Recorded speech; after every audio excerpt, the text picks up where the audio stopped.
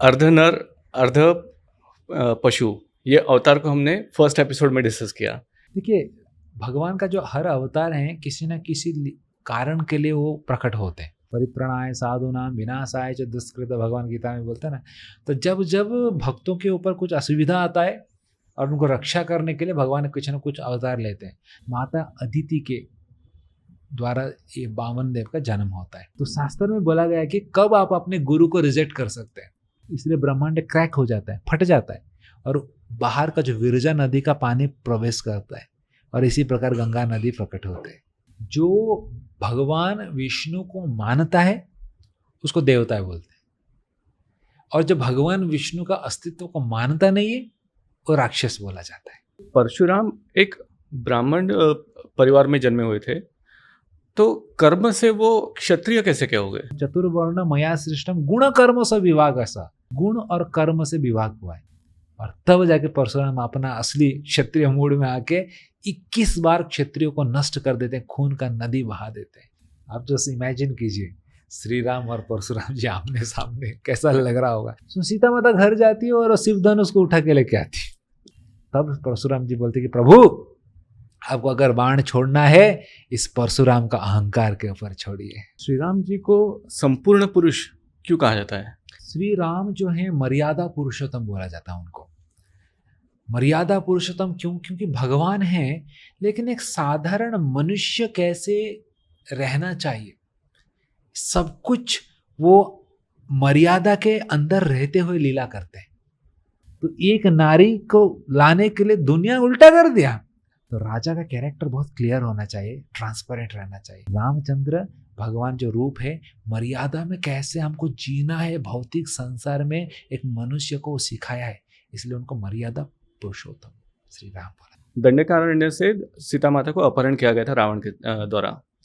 एक काफ़ी इमोशनल वहाँ पे इंसिडेंस होता है कि राम जी को पता नहीं था कि सीता माता कहाँ पे गई करके। वो दुखी हो गए, सब जगह ढूंढने लगे, पौधों से पूछा, तितलियों से पूछा, पक्षियों से पूछा, पूरे जंगल से पूछ लिया, प्राणियों से पूछ लिया, कोई बताया ना था। ये जो इंसिडेंस है, इमोशनल इंसिडेंस है, जो विरह का इंसिडेंस है, वो एक बार प्लीज। लेकिन भगवान जब लीला करते हैं, ऐसा नहीं कि भगवान का हृदय पत्थर है, भगवान का भी इमोशन है। आप जैसे प्रश्न पूछ रहे हैं, पार्वती माता शिव जी को प्रश्न पूछ रहे हैं, लेकिन रावण एग्जैक्टली है कौन? उनके पापा जो थे, पिताजी थे, वो ब्राह्मण थे, और जो उनके माता देखेंगे तो राक्षस थे। रावण को 4 वेद का ज्ञान था, यहाँ तक कि स्वर्ग में जब यज्ञ होता था कभी कभी देवताएं रावण को इनवाइट करते थे। ज्ञान बहुत था लेकिन भक्ति नहीं था। दोनों में अंतर है। शूर्पणखा एक ऐसा चीज है ना, मैं हमेशा बोलता हूँ, रावण अच्छा खासा लंका में शासन कर रहा था। वानर सेना क्यों रेडी हो गई थी कि हम राम जी का सपोर्ट करेंगे और हम ये युद्ध में उतरेंगे? तब जाके सुग्रीव बोलता है कि आप बाली को मारिए और मैं जरूर पूरा जब राजा बनूंगा वानर सेना आपके पीछे लगा दूंगा, आपका पत्नी को भी रावण से मुक्त करने के लिए। एक चीज रावण बोलते कि लक्ष्मण को बोलते हैं कि अपना कमजोरी किसी को रिवील नहीं करना चाहिए। श्री कृष्ण उनके नेक्स्ट अवतार। तो क्या आपको लगता है कि वो दोनों आइडेंटिकली अपोजिट थे? कृष्ण जी जो लीलाएं किए हैं उसको आप इमिटेट मत कीजिए। कृष्ण क्या बोल रहे हैं गीता में वो सीखिए। जब भगवान नीचे आते हैं तो संसार के नियमों को नहीं मानते हो। ऐसा क्या हुआ था कि शिव जी को हनुमान का रूप लेके रामायण में आना था, जो राम की भक्ति करना था और राम को मदद करना था, श्री राम को मदद करना था, और यहाँ महाभारत में जो अर्जुन के रथ पे सवार होना था। कर्ण एक ऐसा व्यक्ति था जो कि हमेशा इनसिक्योर फील करता था। देखिए, भगवान जब जाते हैं भौतिक संसार में, लोगों के लिए एक माया का शरीर भी छोड़ के चले जाते हैं, ताकि जो भगवान को नहीं मानता नास्तिक, उसके लिए कारण बन जाएगा। देखो भगवान भी मर गए। लेकिन जो 9वें अवतार है गौतम बुद्ध, उन्होंने पुराणों को बाहर निकाल दिया था। बुद्ध ने शास्त्रों को हटा दिया था, अहिंसा, लोगों को वेजिटेरियन कर दिया था, अहिंसा परमो धर्म। शंकराचार्य ने आए बोला, अरे शास्त्रों को कैसे हटा सकते हो? तो ये जो कल्कि अवतार है, ये कल्कि अवतार क्या कृष्ण का अपग्रेड वर्जन है? विष्णु के और करीब जाना है तो कौन सा जाप करना चाहिए? कलऊ तद हरि कीर्तनात्। सभी शास्त्र में ये 16 शब्द का नाम को महामंत्र बोला गया। हेलो दोस्तों, शायद तक है आपने हमारा फर्स्ट एपिसोड भगवान विष्णु के ऊपर देख लिया होगा। आपने समझ लिया होगा कि कैसे भगवान विष्णु ने अलग अलग अवतार लिए हैं, कैसे एक ह्यूमैनिटी को उन्होंने हेल्प की है ये अवतारों के थ्रू। अभी ये एपिसोड में हम डिस्कस करेंगे वामन अवतार से लेकर कल के अवतार तक और उनके अलग अलग जो लीला है उनको हम जानेंगे। साथ ही साथ जो हमारा इतिहास है रामायण और महाभारत, इनको भी हम टच बेस करेंगे। सो आई गेस ये आपको एपिसोड काफ़ी अच्छा लगेगा, काफ़ी एनर्जेटिक एपिसोड है। प्लीज़ एक कंप्लीट देखिए and let's jump into the podcast. नमस्ते प्रभु जी, नमस्ते। Welcome to the Harshal talk show once again. Hare Krishna.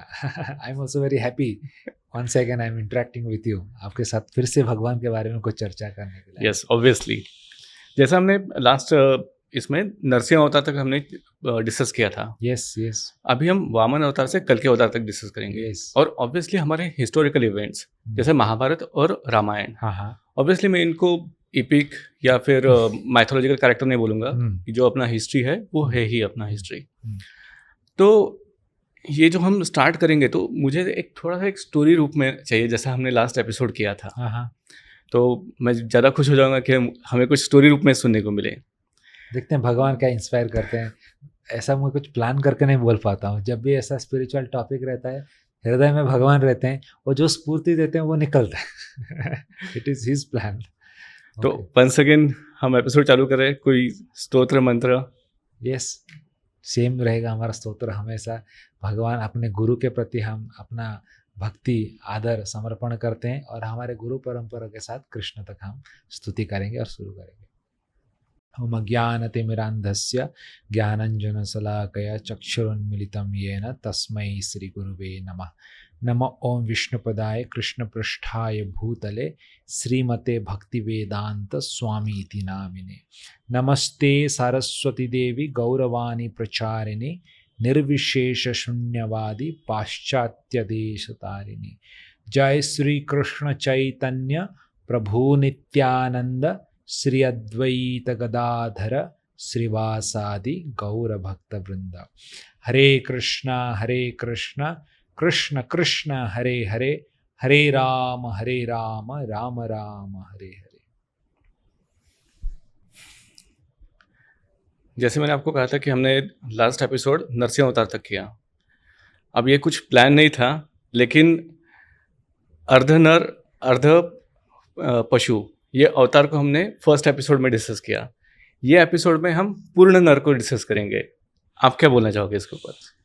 देखिए, भगवान चाहे वो अर्ध नर हो, अर्ध पशु या पूर्ण नर हो, भगवान का पोटेंसी उतना ही रहता है, चाहे कोई अवतार हो। ऐसा नहीं कि मछली है तो थोड़ा पोटेंसी कम रहेगा। भगवान का शक्ति, भगवान का लीला, भगवान का गुण, भगवान का पावर सब पोटेंट रहता है। बस लोगों का मन को आकर्षण करने के लिए अलग अलग रूप में प्रकट होते हैं। तो इस प्रकार हमको कभी भौतिक दृष्टिकोण से ऐसा नहीं देखना चाहिए कि अरे ये तो आधा आधा ये पूरा है। तो हमको हमेशा देखना चाहिए कि भगवान मतलब ही इज ऑलवेज कंप्लीट, पूर्ण, और उनका सक्षम, उनका कैपेसिटी सब कुछ पोटेंट रहता है, चाहे कोई भी अवतार हो, चाहे मछली हो, चाहे नरसिंह हो, या चाहे राम हो, कोई भी अवतार हो। जैसे हमने लास्ट एपिसोड में नरसिंह जी को डिस्कस किया था, फिर बाद में वराह अवतार डिस्कस किया था। वैसे ही एक अवतार है वामन।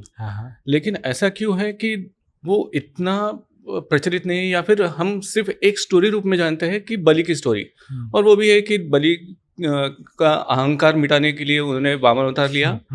3 स्टेप डिमांड की थी, तो पृथ्वी, स्वर्ग और नर्क, सॉरी पाताल।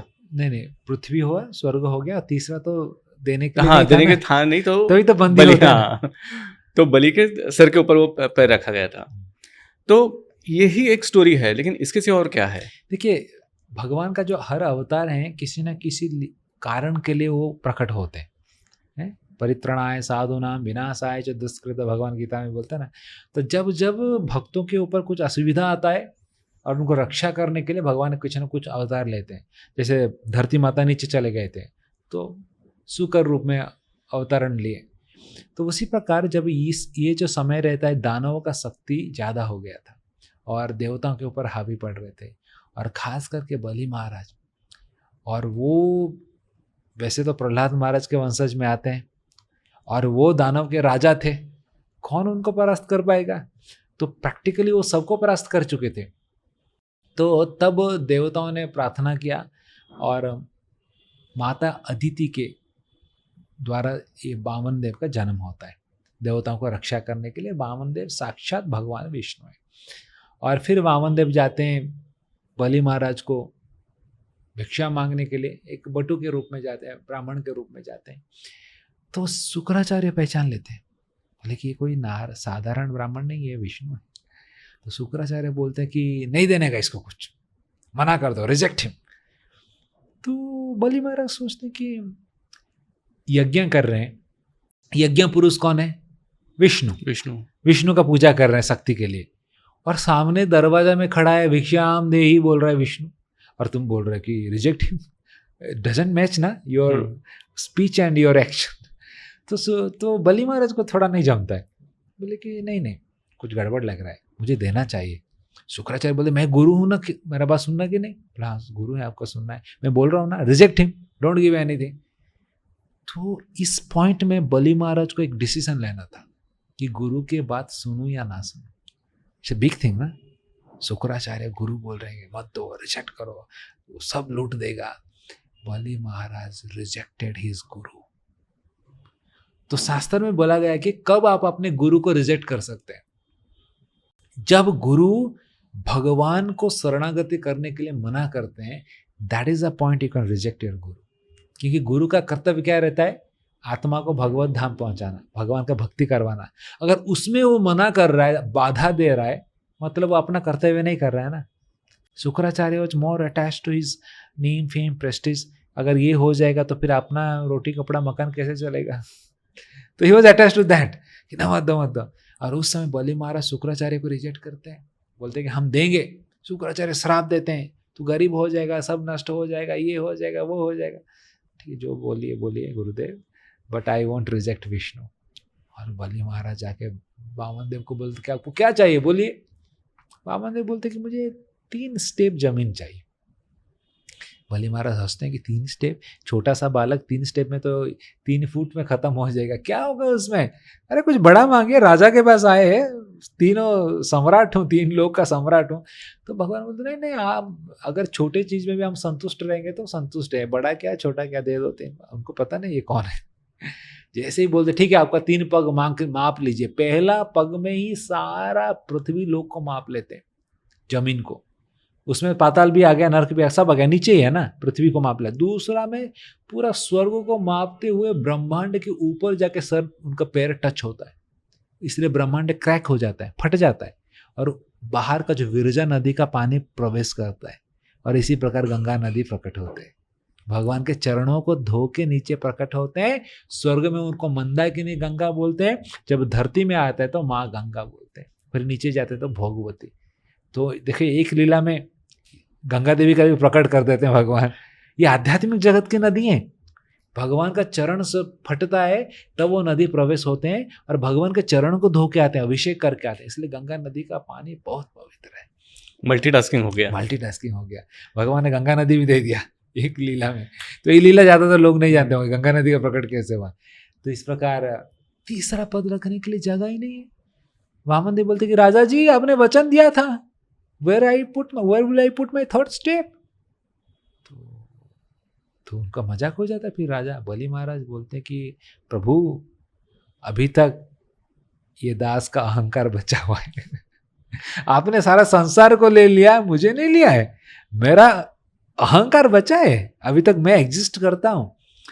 तीसरा स्टेप आप मेरे सर के ऊपर रखिए, मेरे अहंकार के ऊपर रखिए, मेरे अस्तित्व के ऊपर रखिए। तो भगवान ने तीसरा स्टेप में बलि महाराज के सर के ऊपर रख के उनको पूरा दबा देते हैं, पाताल में लेके चले जाते हैं। तो इसलिए बलि महाराज का उदाहरण आता है आत्म शरणागति में। उन्होंने भगवान के सामने सब कुछ शरणागति, सब कुछ दे दिया, अपना आत्मा, शरीर, मन, बुद्धि सब कुछ शरणागति कर दिया। तो भगवान बलि महाराज को से इतने प्रसन्न हो जाते हैं कि वामन देव जाते हैं बलि महाराज के जहां जिस लोक में रहते हैं, सुतल में, उस लोक में द्वारपाल होकर रहते हैं वामन महाराज। सोचिए, भगवान विष्णु डोर कीपर बनते हैं। बोले कि आपने मेरे लिए सब कुछ दे दिया, तो मेरा भी फर्क बनता है ना, मैं आपको संग दूंगा और आपका डोर कीपर बन के मैं आपका सेवा करूंगा। तो इस प्रकार सूतर लोक में बलि महाराज और वामन देव रहते हैं, आज भी वहां रहते हैं बोला जाता है। जैसे आपने शुक्राचार्य की बात की, जितना मैंने पढ़ा है समझा है तो शुक्राचार्य ये राक्षसों के गुरु थे। गुरु है। और इस पे मैं पूछना चाहूँगा, जैसे हमने लास्ट एपिसोड में हमने डिस्कस किया था अवतार और इनकारनेशन, तो वैसा ही डिफरेंस राक्षस और डेमन में भी है, क्योंकि हम राक्षस मतलब राक्षसी प्रवृत्ति को हम प्रदर्शित करते हैं, डेमन ये कुछ अलग होता है, तो इसके बारे में क्या बोलोगे? ऐसे ही जो देखिए राक्षस का जो डेफिनेशन है शास्त्र में देखेंगे, जो भगवान विष्णु को मानता है उसको देवता बोलते हैं, और जो भगवान विष्णु का अस्तित्व को मानता नहीं है वो राक्षस बोला जाता है। सिंपल डेफिनेशन है, ऐसा नहीं जिसका राक्षस है 2 दांत इधर रहेगा, 2 सींग रहेगा, डरावना दिखता रहेगा। और रावण बहुत सुंदर हैंडसम था, वेरी ब्यूटीफुल, बट राक्षस था। ठीक है ना। तो आजकल कलयुग में भी राक्षस रहेंगे, सूट बूट टाई पहन के रहेंगे और भगवान को नहीं मानते होंगे, तो दे आर लाइक राक्षस। राक्षस नहीं मतलब एक दांत निकलेगा खतरनाक, वही राक्षस है। सिंपल है, राक्षस मतलब जो भगवान के अस्तित्व को नहीं मानता है वो राक्षस है, और जो भगवान का अस्तित्व मानता है देवता है। 1 and 0, बीच में कुछ नहीं है। एक भगवान को मानते, एक नहीं मानते। तो ये संस्कृत का जो भाषा है, शब्द है, उसका इक्विवेलेंट अगर देखेंगे इंग्लिश डिक्शनरी में, जो नजदीकली रिजेम्बलेंस करता है हम डाल देते हैं। अभी देवता को क्या बोलेंगे इंग्लिश डिक्शनरी में? कोई सेमी गॉड बोलता है, कोई डेमी गॉड बोलता है, ऐसा अलग अलग शब्द से माना जाए। अभी देवता वर्ड अभी डिक्शनरी से कहाँ से निकालेंगे? अभी वही नहीं एग्जिस्ट, तो हम उसको बनाते हैं, जितना होगा उतना बनाते हैं। उसी प्रकार डीमन बनाते हैं जो राक्षस। जो अगले अवतार है वो परशुराम जी है। तो परशुराम एक ब्राह्मण परिवार में जन्मे हुए थे, तो कर्म से वो क्षत्रिय कैसे क्या हो गए? यस, देखिए, हाँ, तो ये भी गीता में भगवान बोलते हैं कि देखो व्यक्ति का जो वर्ण और आश्रम, 4 वर्ण रहता है, 4 आश्रम रहता है। ब्राह्मण, क्षत्रिय, वैश्य, शूद्र, 4 वर्ण है। और ब्रह्मचारी, गृहस्थ, वानप्रस्थ, संन्यास, 4 आश्रम है। ये जो 4 वर्ण रहता है जन्म से नहीं होता है। भगवान गीता में चतुर्वर्ण मया सृष्टम गुण कर्म स विभाग ऐसा। ये चतुर्वर्ण मैंने सृष्टि किया है, कृष्ण गीता में बोल रहे हैं। कैसे सृष्टि किया है? गुण और कर्म से विभाग हुआ है। जन्म से भगवान नहीं बोले, गुण कर्म। कभी कभी इसके लिए हमारा सनातन धर्म को बहुत बहुत लोग क्रिटिसाइज करते हैं। ये ब्राह्मण का बेटा ब्राह्मण है तो इसको ही करना चाहिए पूजा, ये इसका फलाना का है तो इसको ही करना। उसके पास क्वालिटी कुछ नहीं है लेकिन फिर भी बैठ गया करने के लिए। That sets A negative example. कहीं भी गीता में भगवान नहीं बोला कि उसका बेटा है तो उसको ही करना है। भगवान क्या बोल रहे हैं? चतुर्वर्ण मया सृष्टम गुण कर्म स विभाग ऐसा। गुण और कर्म से विभाग होता है, जन्म मरने से नहीं, गुण और कर्म से। गुण मतलब उसके अंदर क्वालिटी रहना चाहिए, कर्म मतलब वैसा काम करने को उसको पसंद आना चाहिए, तभी वो वर्ण से कहलाता है। कहीं भी जन्म नहीं बोला है, हमने उसको वैसा किया है जिसके कारण लोग भला बुरा बोलते हैं सनातन धर्म को। तो जैसे मैं हमेशा उदाहरण देता हूं, डॉक्टर, देखो जन्म का फायदा रहता है, ऐसा नहीं बोलना को नहीं रहता है। अभी तो एग्जाम्पल ले लीजिए, एक डॉक्टर है, डॉक्टर का बेटा अगर वो डॉक्टर बनना चाहता है, ऑब्वियसली पापा को देखता है कैसे करते हैं तो बनने का एक इच्छा जागृत होता है ना, बचपन से देखता है तो। और बनने को अगर चाहेगा तो पापा हेल्प करेंगे, because the father has gone through all the phases of life. हाँ बेटा ये पढ़ो बायोलॉजी, ऐसा ऐसा थोड़ा थोड़ा उसका हेल्प करेंगे, और ऐसा एंट्रेंस रहता है सब गाइड कर लेंगे क्योंकि कोच घर में ही है ना, तो उसको एक एडवांटेज मिलता है। लेकिन उसको प्रिपरेशन करके नीट एग्जाम क्लियर करना ही पड़ेगा, और करके MBBS का डिग्री 5 साल पढ़ना ही पड़ेगा, सर्टिफिकेशन मिलेगा तभी जाके क्लिनिक में बैठ सकता है। ऐसा नहीं कि मैं फलाना डॉक्टर का बेटा हूं मैं बैठ जाऊंगा। पेशेंट बोलेगा नहीं बाबा पापा आने दो, मुझे एक्सपेरिमेंट नहीं करवाना है। डिग्री होगा तभी तो पेशेंट दिखाएगा। तो उसी तरह कोई ब्राह्मण क्षत्रिय हो सकता है तो उसको एडवांटेज मिलता है घर में सीखने के लिए, लेकिन उसके पास वो क्वालिटी इनकलकेट होना चाहिए, तभी जाके वो कहलाता है। तो उसी प्रकार परशुराम जी देखेंगे तो ब्राह्मण परिवार में जन्म हुए थे, बट एक इंसिडेंट एक्चुअली हुआ था उनके जीवन में जिसके कारण ये जो क्षत्रिय क्वालिटी उनके अंदर आया। उनके पास क्वालिटी था क्षत्रिय का, लेकिन वो एग्जिबिट नहीं कर रहे थे, उसको सप्रेस करके ब्राह्मणी क्वालिटी में ही थे। उनके पापा का नाम था जमदाग्नि और उनके माता का नाम था रेणुका। तो उनके पास एक गाय रहती थी, जमदाग्नि के पास कामधेनु गाय रहती थी। मतलब कामधेनु गाय मतलब आपने जो मांगा तुरंत वो मिल जाएगा। आप बोलो पिज्ज़ा, तुरंत पिज्ज़ा आ गया, अच्छा है ना। 56 भोग अच्छा।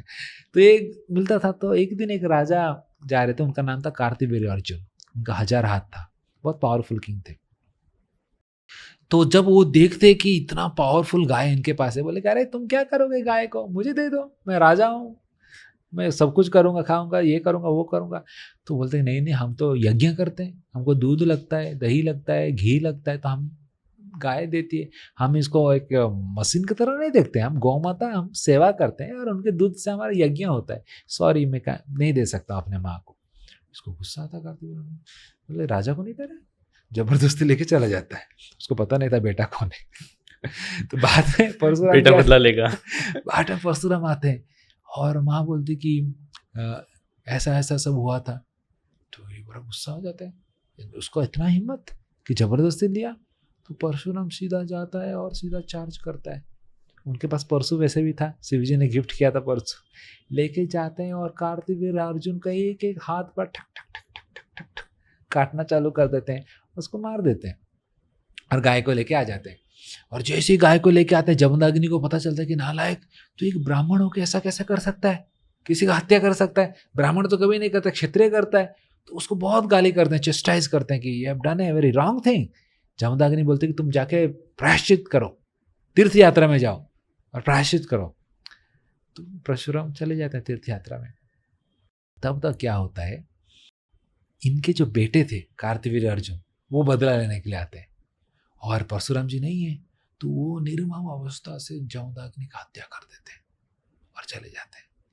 और जब तक परशुराम जी आते हैं तीर्थ यात्रा करके, उनके माँ इतने रो रही थी, 21 बार छाती को पीटती है, तुम्हारे पापा को मार दिया बोल के। तब परशुराम प्रतिज्ञा लेते हैं कि तुमने 21 बार छाती को पीटा है, मैं 21 बार इस क्षत्रियों को इस संसार से मैं नष्ट कर दूंगा। और तब जाके परशुराम अपना असली क्षत्रिय मूड में आके 21 बार क्षत्रियों को नष्ट कर देते हैं, खून का नदी बहा देते हैं। इस प्रकार क्षत्रिय का जो क्वालिटी परशुराम के अंदर था, इसलिए परशुराम जी देखो, क्षत्रिय मतलब जो संसार को रक्षा करे। उस समय ऐसा राजा नहीं थे जो संसार को रक्षा कर पा रहे थे, इसलिए उन्होंने वो दायित्व लिया, सेवा लिया और रक्षा किया। और जब सही समय आया तब उन्होंने जिम्मेदारी छोड़ दिया।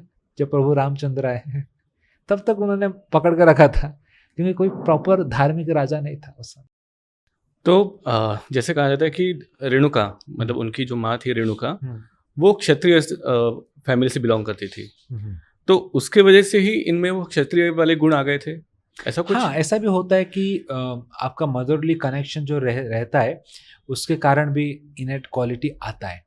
लेकिन अगर देखेंगे तो एजुकेशन सब कुछ, अगर उनका देखेंगे सब कुछ बचपन से ब्राह्मणिकली हुआ था, ब्राह्मणिकली एजुकेशन हुआ था, लेकिन उनके अंदर क्वालिटीज था जिसके कारण वो एग्जिबिट सही समय पर वो एग्जिबिट हुआ। ओके। तो परशुराम जी के बारे में और एक चीज़ है, मतलब ये दशावतार में परशुराम एक ऐसे हैं जिनको चिरंजीवी वाला आशीर्वाद मिला है कि वो इमॉर्टल है, वो मर नहीं सकते कभी भी। तो इनको वो आशीर्वाद क्यों मिला था? परशुराम जी जो हैं, एक दृष्टिकोण से देखेंगे तो पहले बहुत तो तपस्या किए थे, शिव जी का तपस्या किए थे, और शिव जी की भी तपस्या करने के कारण जो उनके पास परशु मिला था, बोला जाता है शिव जी के द्वारा उनको मिला था, और शिव जी का एक्सपांसन भी माना जाते हैं, इसलिए उनको शिव जी का एक अंश भी उनके अंदर है, इसलिए वो रुद्र अवतार में गुस्सा जल्दी हो जाते हैं।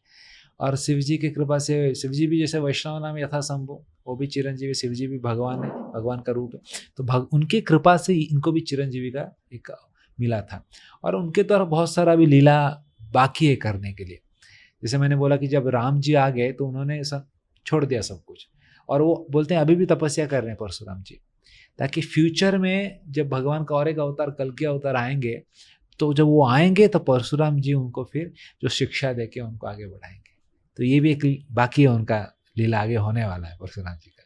इस प्रकार अभी भी बोलते हैं दक्षिण भारत में जाएंगे तो परशुराम जी जब राम जी के साथ जब उनका एनकाउंटर होता है, और लीला आपको वो अलग से ही बड़ा लीला है, जब राम जी से परास्त होते हैं तो परशुराम जी बोलते हैं कि अभी मेरा संन्यास हो गया, अभी आप आ गए तो मुझे अभी कुछ करना नहीं, तो अपना परशु को फेंक देते हैं पश्चिम के ओर।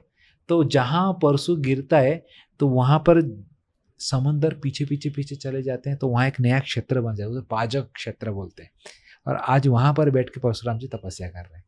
स्पेशली वो केरल का जो आगे वो बाउंड्री है ना, कर्नाटक केरल का समुद्र का हिस्सा, उसको पाजक क्षेत्र बोलते हैं। तो वहाँ पर परशुराम जी आज भी तपस्या कर रहे हैं। तो ऐसा कहा जाता है कि जो सह्याद्री क्रिएट हुआ है, जो महाराष्ट्र में सह्याद्री आता है, मतलब वेस्टर्न घाट, हाँ, तो वो उसका ही प्रकार यस, जो वेस्टर्न घाट है, भारत का जो वेस्टर्न घाट है, महाराष्ट्र, कर्नाटक, केरला, जो वेस्टर्न घाट है, इसको पाजक क्षेत्र बोलते हैं। अगर इसको देखेंगे तो एक परशु के भांति ही है, ऐसा भी देखा जाता है। तो ये उनके द्वारा निर्माण हुआ है और वहाँ पर इसी एरिया में बैठ के वो तपस्या करते हैं और वेट कर रहे हैं कब कल के अवतार आएंगे तब अपना लीला आगे बढ़ाएंगे। कुछ स्टोरी ऐसी भी है कि परशुराम अभी भी छत्तीसगढ़ का जो फॉरेस्ट एरिया, जंगल एरिया है वो, या फिर उड़ीसा वाला जो पार्ट है जो कनेक्टेड है वो भी माना जाता है। महेंद्रगिरी पर्वत, उड़ीसा में, मैं उड़ीसा से बिलोंग करता हूँ, मुझे बहुत अच्छे से पता है। हाँ। ये एक महेंद्रगिरी पर्वत है जहाँ पर परशुराम जी तपस्या करते हैं भी बोला जाता है। तो इस प्रकार परशुराम जी बेसिकली जब तक कल के अवतार नहीं आएंगे तब तक वो लोगों के नज़रों से छुपे रहेंगे, क्योंकि उनका सेवा उस समय ही है। तब तक लोग के नज़र में नहीं आएंगे, जब वो सही समय आएगा तभी वो आके अपना लीला आगे बढ़ाएंगे। श्री राम के ऊपर, जैसा भी हमने परशुराम जी के ऊपर बात किया, श्री राम, तो ऐसा जैसा इसमें कहा जाता है जब सीता का स्वयंवर हुआ था तभी परशुराम और श्री राम दोनों सामने थे। लेकिन ऐसा क्या था कि दोनों एक में को पहचान नहीं पाते कि दोनों अवतार है? आप जस्ट इमेजिन कीजिए श्री राम और परशुराम जी आमने सामने, कैसा लग रहा होगा। देखिए, शिव जी का जो धनुष था वो धनुष जनक महाराज को दिया गया था, उनको नहीं, उनके पूर्वजों को दिया गया था। तो उसी पूर्वज में शिव जी का धनुष आया था। तो एक दिन का लीला है, रामायण में वर्णन आता है। तो सीता माता बचपन में खेल रही थी, बच्चे कैसे बॉल में खेलते रहते ना, तो बॉल जाके एक पेड़ में अटक गया ऊपर। तो सीता माता पे बॉल अटक गया तो क्या करते हैं, लकड़ी लेके मारते तो बॉल गिर जाएगा।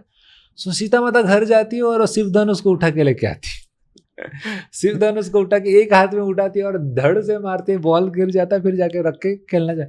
ये सब जनक महाराज ऊपर से देख रहे हैं बालकनी से, देखते ही उनका होश उड़ जाता है। बोले कि जिस शिव धनुष को उठाने के लिए हजार हजार मुस्कंडे पहलवान लगता है, आधा घंटा उठाते हैं फिर रखते हैं, आराम करते हैं, उस धनुष को इसने बस एक हाथ में उठा के मार के रख दिया ऐसे ही खेल खेल में। बोले कि इसके बाहुओं में, भुजाओं में कितना शक्ति है, और ये मेरी बच्ची सीता। तो जनक महाराज सोचते कि इसके साथ में जिसका भी विवाह करूंगा उसके पास अगर इतना शक्ति नहीं रहेगा, या आलिंगन करेगी तो उसका चटनी हो जाएगा। तो जिसके साथ भी विवाह होगा इतना तो शक्ति रहना चाहिए शिवधनुष को उठाने का, तभी तो इक्वल का मैच होगा ना। तो तब जाके जनक महाराज ने रखा कि जो भी शिवधनुष को उठाएगा वो सीता स्वयंवर में सीता के हाथ को प्राप्त करेगा। इतने सारे राजा आए थे, रावण भी आया था, उठा नहीं पाया था। उसका अकल रहता तो समझ जाना चाहिए, रावण उठा नहीं पाया था, राम ने आके एक हाथ में उठा दिया, भगवान राम ने। और उठाया नहीं, जब प्रत्यंतर चलाने के लिए उन्होंने प्रयास किया तो शिव धनुष ही टूट गया। और जब ये शिव धनुष टूटा था वो परशुराम जी को, क्योंकि परशुराम जी तब उनको, परशुराम जी के पास विष्णु धनुष था। एक बार लीला आया था, शिव और विष्णु जी के बीच में युद्ध हुआ था। तो शिव धनुष और विष्णु धनुष जो था, शिव धनुष का जनक महाराज को मिलता है, विष्णु धनुष परशुराम जी को मिलता है। तो परशुराम बोले कि ऐसा कौन व्यक्ति है शिव जी का धनुष को तोड़ दिया, क्योंकि परशुराम जी के अंदर में शिव जी का अंश है ना, तो उनको थोड़ा लगता है। तो परशुराम जी आते हैं देखने के लिए, और तब तक राम जी का विवाह हो गया होता है सीता माता को लेके दशरथ महाराज के साथ अयोध्या आ रहे थे रास्ते में, और बीच रास्ते में परशुराम जी का आमने सामने हो जाता है। परशुराम बोले कौन है वो रामचंद्र जिसने शिव धनुष तोड़ा है, मेरे सामने आओ। दशरथ डर जाते कि अरे ये तो एक्सपर्ट है क्षत्रियों को मारने के लिए, अभी इसका टाइम आ गया क्या। दशरथ महाराज बोलते क्षमा कीजिए महाराज, ये छोटा सा बालक है, ऐसा ऐसा हुआ था, क्षमा कर ली। बोले अरे कौन है, सामने आओ। तो रामचंद्र सामने आते हैं, बोलिए इसमें दशरथ नंदन श्री राम हूँ, बताइए क्या सेवा है। बोले कि हमने सुना आपने शिव धनुष को तोड़ा। हमने तोड़ा नहीं, हमने देख रहे थे, टूट गया। बोले चल, और टूट गया, देख रहे थे टूट गया, जिसको उठाने के लिए इतने इतने पहलवान लगता है, आप देख रहे थे टूट गया, अच्छा इतना सकते हैं, चलो मेरे पास भी एक धनुष है, विष्णु धनुष है, थोड़ा इसको थोड़ा प्रत्यंचा लगा के देखो। तो परशुराम जी विष्णु धनुष देते हैं राम जी को। राम जी अभी उनको क्या पता है, राम जी साक्षात भगवान विष्णु है। तो राम जी प्रत्यंचा लगाते हैं, बाण लगाते हैं, बोलिए किसके ऊपर अभी बाण छोड़ू। तो परशुराम बोला मैंने तो प्रत्यंचा लगाने के लिए बोला था, तो बाण भी लगा दिया। तो परशुराम जी अभी क्या बोलेंगे अभी, तो बोले कि नहीं लगा दिया तो ठीक हो गया, छोड़ने का जरूरत नहीं। नहीं, एक बार जो इस रघुकुल में है जो बाण उठाता है और लगाता है, बाण पीछे नहीं जाता, आगे भी जाता है। आप बताए किसके ऊपर छोड़ूं, क्या बोलेंगे अभी परशुराम जी। तब परशुराम जी को पता चलता है कि ये कोई साधारण बालक नहीं है, ये साक्षात भगवान विष्णु है और राम जी के अवतार में आए हैं। और तब परशुराम जी को लगता है कि मेरा लीला का समय समाप्त हो चुका है, क्योंकि क्षत्रिय कोई धार्मिक राजा नहीं था, इसलिए मैं सब कर रहा था। अभी जब ये प्रभु श्री विष्णु स्वयं आए हैं राम के रूप में, तब मेरा क्या जरूरत है, मैं अभी तपस्या करने जाऊं। तब परशुराम जी बोलते कि प्रभु आपको अगर बाण छोड़ना है, इस परशुराम का अहंकार के ऊपर छोड़िए। और जब राम जी परशुराम जी का अहंकार को नष्ट करते हैं, तब परशुराम जी संन्यास ले लेते हैं और तीर्थी अपने क्षेत्र में जाके तपस्या करते हैं। इस प्रकार लीला। श्री राम जी को संपूर्ण पुरुष क्यों कहा जाता है? देखिए, श्री राम जो है मर्यादा पुरुषोत्तम बोला जाता है उनको। मर्यादा पुरुषोत्तम क्यों? क्योंकि भगवान हैं, लेकिन एक साधारण मनुष्य कैसे रहना चाहिए, सब कुछ वो मर्यादा के अंदर रहते हुए लीला करते हैं।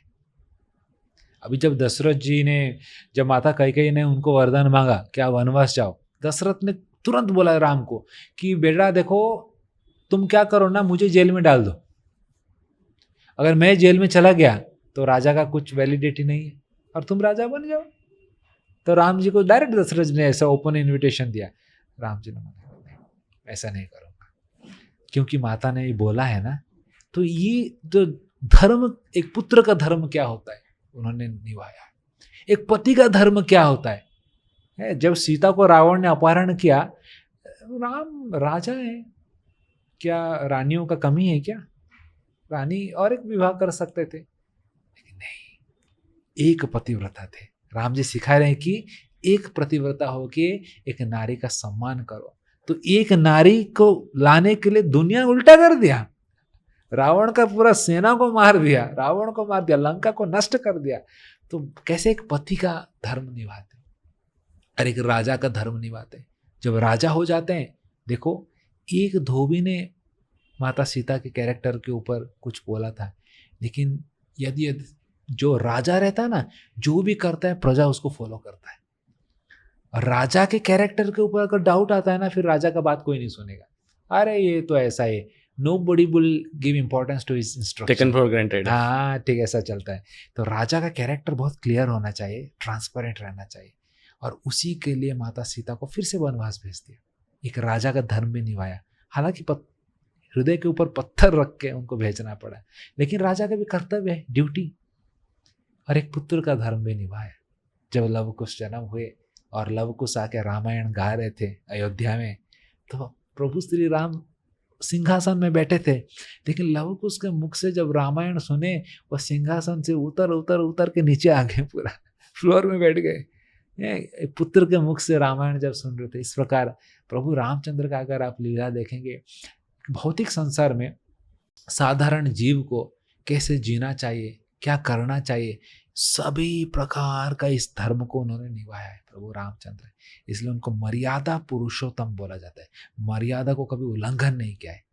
कृष्ण ने किया है, कृष्ण ने तो रासलीला किया है, कौन सा मर्यादा प्रभु रामचंद्र ने किया है। तो साधारण मनुष्य, इसलिए कृष्ण भगवान को लीला को हम इमिटेट नहीं कर सकते, भगवान है, पूर्ण पुरुषोत्तम भगवान है, कर सकते हैं कुछ भी। लेकिन रामचंद्र भगवान जो रूप है, मर्यादा में कैसे हमको जीना है भौतिक संसार में, एक मनुष्य को सिखाया है, इसलिए उनको मर्यादा पुरुषोत्तम श्री राम बोला जाता है। इसलिए कहा जाता है कि जितना दुख सीता माता ने झेला था, मतलब अपहरण के बाद में, उतना ही दुख श्री राम ने झेला है उनसे दूर होके। Yes yes yes yes. जो एक इंसिडेंस आता है कि अगर मैं गलत हूँ मुझे करेक्ट करना। दंडकारण्य से सीता माता को अपहरण किया गया था रावण के द्वारा। एक काफ़ी इमोशनल वहाँ पे इंसिडेंस होता है कि राम जी को पता नहीं था कि सीता माता कहाँ पे गई करके।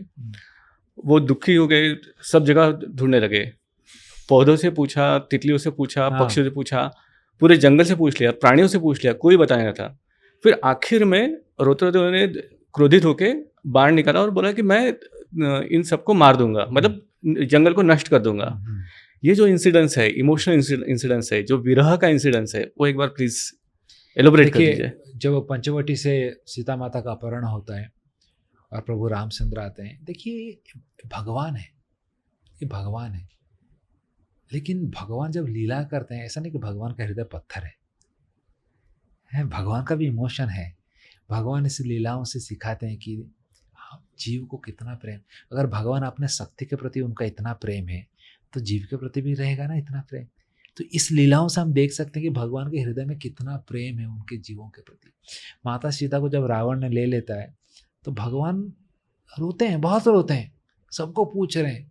और उस समय माता पार्वती भी थोड़ा, आप जैसे प्रश्न पूछ रहे हैं, पार्वती माता शिव जी को प्रश्न पूछ रहे हैं, क्या रे ये कैसे भगवान है, पत्नी चली गई तो इतना रोते हैं क्या, भगवान है ना, कंट्रोल नहीं कर सकते क्या इमोशन को। माता पार्वती पूछती है शिव जी को और डाउट लगता है कि सही में ये भगवान है क्या। शिव जी, पार्वती बोलते मैं थोड़ा परीक्षा करके आऊँ। शिव जी बोले ठीक है, जो करना है कर लो, आपको अभी क्या बोलूँ मैं अभी। तो माता पार्वती सीता बन के आती है। अरे इसी समय जो राम जी रो रहे हैं, पौधे को पूछ रहे हैं, पत्तों को पूछ रहे हैं, कोई सीता को देखा क्या, कहाँ है मेरे सीते सीते, वहाँ पर पार्वती सीता बन के खड़ी होती है। तो राम जी जैसे ही देखते कि माता पार्वती प्रणाम, माता पार्वती प्रणाम बोलते, तुरंत पहचान जाते हैं। बोल देखिए कोई साधारण मनुष्य नहीं है प्रभु राम, वही भगवान है। लेकिन माता रूप बदल के जब आई है, माता को लगा कि साधारण मनुष्य क्या इमोशन में इमोशनल होके रो रहा है, नहीं बाबा यही भगवान है, तुरंत पहचान लिया। माता पार्वती प्रणाम, तो माता पार्वती अपने ओरिजिनल रूप आया, अरे क्षमा कर लीजिए प्रभु जी, गलती हो गया। तो इसलिए भगवान के जब हम लीलाओं को देखते हैं, इस लीला में भगवान अपने शक्ति के प्रति उनका जो प्रेम है उसका प्रदर्शन कर रहे हैं, जो कि स्वाभाविक है ना। कोई किसी को प्रेम कर रहा है, विरह में तो रोएगा ना, इसमें क्या गलती है। तो ऐसा नहीं कि भगवान मतलब हृदय उनका पत्थर है, कुछ इमोशन नहीं है इमोशन। तो जीव, हम जो सोचिए, जो जीवात्मा भगवान को भूल के संसार में आ गया है, भगवान हमको याद करते हुए कितना दुख महसूस करते होंगे कि इतना दूर गया है। सीता माता तो लंका तक गई थी, हम तो वैकुंठ छोड़ के भवसागर में आ गए। तो कितना भगवान को दुख लग रहा होगा कि अरे इतना दूर चला गया, मुझे छोड़ के कब आएगा मेरे पास। इसलिए हमको भक्ति करना चाहिए भगवान के पास जाने के लिए। जैसे हमने फर्स्ट एपिसोड में बात करी जय विजय की, तो ऑब्वियसली एक रावण भी उसका एक रूप है। यस, लेकिन रावण एग्जैक्टली है कौन? देखिए जैसे जय विजय का पहला सत्ययुग में अवतार था हिरण्याक्ष हिरण्यकशिपु, त्रेता युग में रावण कुंभकर्ण थे। भगवान के जय विजय का ही अवतार है। रावण के अगर देखेंगे तो उनके पापा जो थे, पिताजी थे, वो ब्राह्मण थे, और जो उनके माता देखेंगे तो राक्षस थे, जिसके कारण वृषभ और कैकसी बोला जाता है, जिसके कारण रावण के अंदर थोड़ा ब्राह्मणिकल क्वालिटी भी था और थोड़ा राक्षस क्वालिटी भी था, दोनों का कॉम्बिनेशन हाइब्रिड था। हाइब्रिड।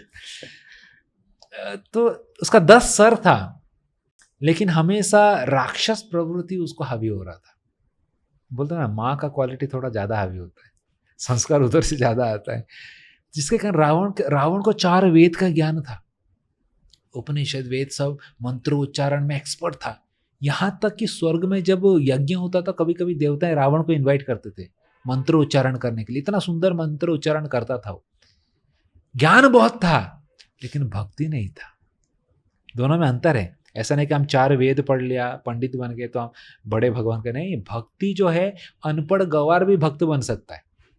भावग्राही जनार्दन, भगवान को प्रेम से जो पूजा करता है, भगवान उसके प्रेम से बंध जाते हैं, उसके लिए ज्ञान जरूरत नहीं है। तो रावण के पास बहुत ज्ञान था लेकिन भक्ति नहीं था। 10 सर था, भर भर के ज्ञान था, लेकिन किसी भी सर में भक्ति नहीं था। इसलिए जब सीता माता का अपहरण किया, कितने लोग ने बोला छोड़ दो। खुद मंदोदरी ने। मंदोदरी खुद अपने पत्नी ने बोला कि अरे मैं भी एक सती नारी हूं, एक सती नारी का शक्ति मुझे पता है, छोड़ दो नहीं तो नष्ट हो जाओगे। नहीं सुना। अपना बेटा इंद्रजित, वो भी बोला ना, इंद्रजित रावण से ज्यादा शक्तिशाली था। रावण को जब इंद्र ने परास्त किया था तो इंद्रजित ने इंद्र को परास्त किया था, इसलिए उसका नाम इंद्रजित है, और रावण को बचाया था। और उस इंद्रजित को लक्ष्मण ने मार दिया, फिर भी उसको अकल नहीं आया युद्ध की। भाई ने बोला, विभीषण ने छोड़ दो, बोला कि भाई उल्टा देखो, विनाश काले विपरीत बुद्धि। भाई ने बोला छोड़ दो तो बोला, भाई को बोला तू शत्रु है मेरा, शत्रु का सपोर्ट कर रहा है, भाग जाए यहाँ से नहीं तो तुझे मार दूंगा। विभीषण बोला ठीक है, जैसे आपका इच्छा, राम जी का शरण ले ली। कुंभकर्ण को उठाया। कुंभकर्ण भी जब एपिसोड पूरा सुना, कुंभकर्ण ने बोला भैया आपने तो गलती किया, दूसरे को पत्नी को उसके एब्सेंस में उठा के क्यों लाए? अगर लाना ही था तो युद्ध करके ला सकते। क्षत्रिय मतलब you should face the war, right? अब पीछे पीछे उसको उठा के क्यों लाए? ये गलत किया आपने, लौटा दीजिए। रावण ने बोला तू बड़ा है ना मैं बड़ा हूं। बोला आप बड़े हैं, बड़ा भाई का आदेश नहीं सुनेगा? बोले सुनूंगा भाई, आप बोलेंगे तो सुनूंगा, लेकिन आपने जो क्या गलत किया। कुंभकर्ण ने भी क्लैरिफाई किया था। इस प्रकार रावण को सब लोगों ने बोला था कि आप मत करो गलत। रावण देखो, रावण एक ऐसा चीज था, जटायु ने अपना प्राण दे दिया माता सीता को बचाने के लिए, लेकिन ये रावण माता सीता भगवान का शक्ति को एंजॉय करने के लिए खींच के लेके आया। ये राक्षस प्रवृत्ति रहता है, भगवान का शक्ति, भगवान का फैसिलिटी भगवान से अलग करके उपभोग एंजॉय करने का सोचते हैं। भगवान नहीं चाहिए, राम नहीं चाहिए, सीता चाहिए। This is called enjoyment tendency. भगवान नहीं चाहिए लेकिन भगवान का शक्ति चाहिए। दुर्योधन मेंटालिटी। दुर्योधन को कृष्ण नहीं चाहिए था, नारायण सेना चाहिए। कृष्ण, अर्जुन को क्या चाहिए था? कृष्ण चाहिए था। ये भक्त का मेंटालिटी। हाँ नारायण सेना नहीं मिलेगा चलेगा, कृष्ण है ना बस, और क्या चाहिए? भगवान चाहिए बस मुझे। ये भक्त ऐसा सोचता है। तो ये दोनों अंतर था। रावण ने पूरा लगा दिया ताकत भगवान का शक्ति को पाने के लिए, लेकिन नष्ट हो गया, भगवान के द्वारा नष्ट हो गया। लेकिन जटायु ने अपना प्राण दे दिया सीता माता शक्ति को शक्तिमान से मिलाने के लिए। हनुमान, सुग्रीव, ये सब भक्त रहते हैं। शक्ति को कैसे फिर से लेके आएंगे शक्तिमान के साथ, राम सीता को कैसे पूजा करेंगे, लक्ष्मी नारायण को कैसे पूजा करेंगे, राधा कृष्ण को कैसे पूजा करेंगे। इसलिए भक्त दोनों को एक साथ देखना चाहता है, शक्ति और शक्तिमान। ये भक्त का सोच ऐसा रहता है। जब ये अपहरण हुआ था, लेकिन उसके पीछे में एक बैक स्टोरी है, वो है शूर्पणखा की। हाँ, शूर्पणखा राम जी के पास आई थी कि आप मेरे से विवाह कर लो, आप इतने सुंदर दिखते हो, आप मेरे से विवाह कर लो। उन्होंने बोला कि नहीं, मैं तो विवाहित हूँ और एक पत्नी व्रता है मेरा, तो मैंने करूँगा, मेरे भाई से कर लो, उसकी शादी नहीं हुई है। तो उसने बोला कि हाँ ठीक है चलेगा, मुझे ये भी चलेगा। तब उनके बीच में युद्ध होता है, उनका नाक काटा जाता है, अपमानित और विद्रूप करके उनको छोड़ दिया जाता है। वो रोते हुए अपने भाई के पास जाती है, रावण के पास में, और बोलती है कि मुझे ऐसा अपमानित किया गया, विद्रूप किया गया, आप उसका बदला लो। क्या ये बदला लेने के लिए ही शूर्पणखा ने रावण को बताया था? क्योंकि शूर्पणखा के पति को रावण ने मारा था, इसलिए। यस, शूर्पणखा के जो पति थे उसको रावण ने मारा था, तो जिसके कारण शूर्पणखा का कहीं ना कहीं रावण के प्रति उनका थोड़ा क्या बोलते खुन्नस था। और शूर्पणखा एक ऐसा चीज़ है ना, मैं हमेशा बोलता हूँ, रावण अच्छा खासा लंका में शासन कर रहा था उसको पता भी नहीं था क्या, खाली पीली जाके रावण के अंदर वो काम वासना जागृत किया। तो Shurpanakha is like so called internet. अब इंटरनेट में कुछ सर्फिंग करते हैं, बुम करके कुछ और पॉपअप होता है, देखा ना, फिर आपका मेन काम को छोड़ के आपका अटेंशन और किधर जाता है। कोई एक रील देखा, फिर 2 घंटा उधर चला गया अलग दुनिया में तो ये इंटरनेट जैसा ऐसा खींचता है attention. Shurpanakha is like that. Ram चुपचाप बैठा है एक जगह पर, लेकिन उसको जाके इतना बॉम्बार्डिंग किया कि क्योंकि जब शूर्पणखा जब चाहती थी राम के साथ विवाह करने के लिए, और लक्ष्मण ऐसा पिंग पोंग बॉल की तरह इधर, तो शूर्पणखा पता चला कहीं ना कहीं Sita is the main cause. क्योंकि सीता है इसलिए राम मेरे साथ विवाह नहीं कर रहा है, सीता को अगर नष्ट कर दूंगी तो राम विवाह कर लेंगे। तो Shurpanakha started attacking mother Sita, उसको खाने के लिए जा रही थी। तब लक्ष्मण बोला अभी तो ज़्यादा हो गया अभी। तो लक्ष्मण ने सीधा तलवार निकालते हैं और नाक कान काट देते हैं, और नाक को उधर फेंक देते हैं गोदावरी नदी के उस पार, इसलिए वो नाक नासिक बन जाता है, जहाँ नाक गिरा नासिक। तो शूर्पणखा दौड़े जाती है, रावण को खबर देती है। एक्चुअली रावण के प्रति भी उसका खुन्नस था और सीता माता के प्रति भी था, क्योंकि सीता माता के कारण ही नाक कटा ना। हाँ। तो वो बदला सीता से भी लेना चाहती थी, और उसको पता था ये दोनों लोग भी इतना आसान, इतना साधारण नहीं है, क्योंकि खरदूषण युद्ध करने के लिए गए थे 14,000 सेना लेके, 14,000 सेना लेके राम ने अकेले कुछ ही सेकंड में सबको नष्ट कर दिया। लक्ष्मण बोले कि प्रभु राम आप अंदर जाइए, हम युद्ध करते हैं। राम बोले नहीं नहीं लक्ष्मण तुम अंदर जाओ, हम युद्ध करेंगे। दोनों के बीच झगड़ा हो गया, कौन युद्ध करेगा।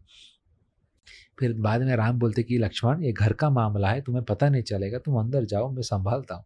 लक्ष्मण बोला घर का मामला है।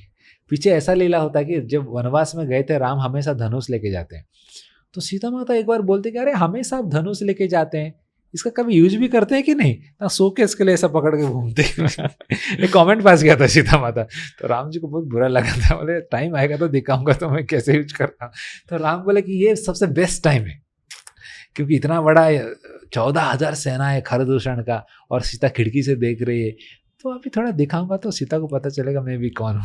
तो लक्ष्मण बोलते कि घर का मामला तुम्हें पता नहीं चलेगा, अंदर जाओ बाद में बताऊंगा। और राम जी ऐसा बाण मारते 360 डिग्री में उनका चक्र के तरह बाण निकलता है और 14,000 सेना खरदूषण के साथ नष्ट हो जाते हैं। तो अभी शूर्पणखा को पता चलता है कि एक साधारण मनुष्य नहीं है, इतने कम सेकंड में इतने सारे लोगों को मार दिया, ये तुरंत कोई बड़े देवता है, कुछ तो शक्ति है। और शूर्पणखा को बदला भी लेना था रावण से, और इसीलिए शूर्पणखा जाकर रावण का कमजोरी भी पता है उसको। इसलिए कभी कभी हमको कमजोरी सबको बोलना नहीं चाहिए, नहीं तो आपके पास का ही जो व्यक्ति है आपका सबसे ज़्यादा फायदा उठाता है। तो रावण का कमजोरी शूर्पणखा को पता था, तो शूर्पणखा ने उसी कमजोरी पॉइंट को ही दबाया कि अरे भाई लंकापति रावण तुम यहाँ क्या कर रहे हो लंका में, वहां पर देखो इतना सुंदर नारी जंगल में घूम रही दो मनुष्य के बीच, उसका जगह तो यहाँ होना चाहिए, लंका का रानी होना चाहिए तुम्हारे साथ। और उस सीता माता का एक एक अंग का स्तुति करते हुए रावण के अंदर वो काम वासना को जागृत किया, डिजायर जागृत किया। और फिर आगे का स्टोरी तो आपको पता रहेगा किस प्रकार रावण का विनाश हुआ। शूर्पणखा का एक कनेक्शन साउथ अमेरिका के साथ भी कनेक्ट होता है, कि जहाँ पे कहा जाता है कि वहाँ पे कोई एक पर्वत है जहाँ पे एक त्रिशूल बनाया हुआ है जो शूर्पणखा ने उसका पूजा के लिए बनाया था। मतलब ऑब्वियसली ये पूरी फैमिली थी, वो शिव जी की ये पूजा करती थी, वर्शिप करती थी। हाँ। तो वहाँ पे भी लगाया जाता है ये कनेक्शन। देखा जाएगा तो पूरा हमारा विश्व देखा जाएगा तो पहले, अभी इस नाम बोलते हैं भारत, इंडिया बोलते हैं, पहले ऐसा नहीं था। पूरा विश्व ही, जब युधिष्ठिर महाराज राजा थे पूरा विश्व को भारतवर्ष बोला जाता था। भारतवर्ष बना भरत महाराज के नाम से आया। भरत महाराज जिन्होंने शासन किया था उनके नाम से पूरा इस पृथ्वी को भारतवर्ष माना जाता था। और ये सब एक चक्रवर्ती सम्राट रहते थे इस पहले। युधिष्ठिर महाराज भी जब अश्वमेध यज्ञ किए थे ना, तो जितने सारे छोटे मोटे राजा थे सबने सरेंडर किया था युधिष्ठिर महाराज को, जो नहीं किया उसको परास्त किए थे। उसी तरह जरासंध का भी वध हुआ था क्योंकि उसे नहीं मान रहा था, मगधराज बिहार के जो राजा थे। तो सारे देखेंगे तो ये अमेरिका, रसिया, चाइना, जापान जो भी बोल रहे हैं सब एक ही देश था, भारतवर्ष, अखंड भारत था। जम्बू द्वीप, जम्बू द्वीप तो द्वीप है, जम्बू द्वीप के अंदर अलग अलग खंड आता है, एक उसके अंदर 9 वर्ष आता है, 1 वर्ष है भारतवर्ष, और बाकी जो 8 वर्ष है वो सेलेस्टियल है, वहां पर हम नहीं जा सकते। ये पृथ्वी जो प्लानेट है इसको भारतवर्ष बोला जाता है। जम्बू द्वीपे भारतवर्ष से आता है ना रामायण में, तो ये भारतवर्ष ऐसा है। तो इस प्रकार बहुत सारा, अभी देखेंगे इंडोनेशिया में रामायण को माना जाता है, वहाँ पर भी जाएंगे तो आप रामायण पूजा करते हैं। आप कहीं भी देश में जाइए कुछ ना कुछ हमारे जो सनातन धर्म के विग्रह आप मिलते हैं, कहीं ना कहीं प्राचीन मंदिर मिलते हैं। लोग भी, उनको पता नहीं रहता कि कौन सा मंदिर है, लेकिन सदियों से है, क्यों कनेक्टेड है। देखिए रसिया, इसका नाम ऐसा आता था कि रूस, रूस मतलब जहाँ पर ऋषि मुनि तपस्या करते थे, ऐसा नाम आया रसिया। ऑस्ट्रेलिया, जहाँ पर बोला जाता कि पांडव लोग अपना शस्त्र को रखते थे, अस्त्रालय, उसको ऑस्ट्रेलिया नाम आ गया क्योंकि वो द्वीप जैसा है ना, छोटा सा प्लान द्वीप है, तो कुछ ब्लास्ट होगा तो मैन काइंड को हार्म ना हो, तो पांडव जो अपने शस्त्र रखते थे ना वो जाके ऑस्ट्रेलिया, उस ऑस्ट्रेलिया द्वीप में रखते थे, अटैक के समय लेके आते थे, नहीं तो उधर ही रहता था। अस्त्रालय, भोजनालय, तो ऑस्ट्रेलिया है। इसी प्रकार हर देश के पीछे कुछ ना कुछ इतिहास है, ऐसा है। तो हम अभी जो रामायण का जो युद्ध है उसमें जाएंगे।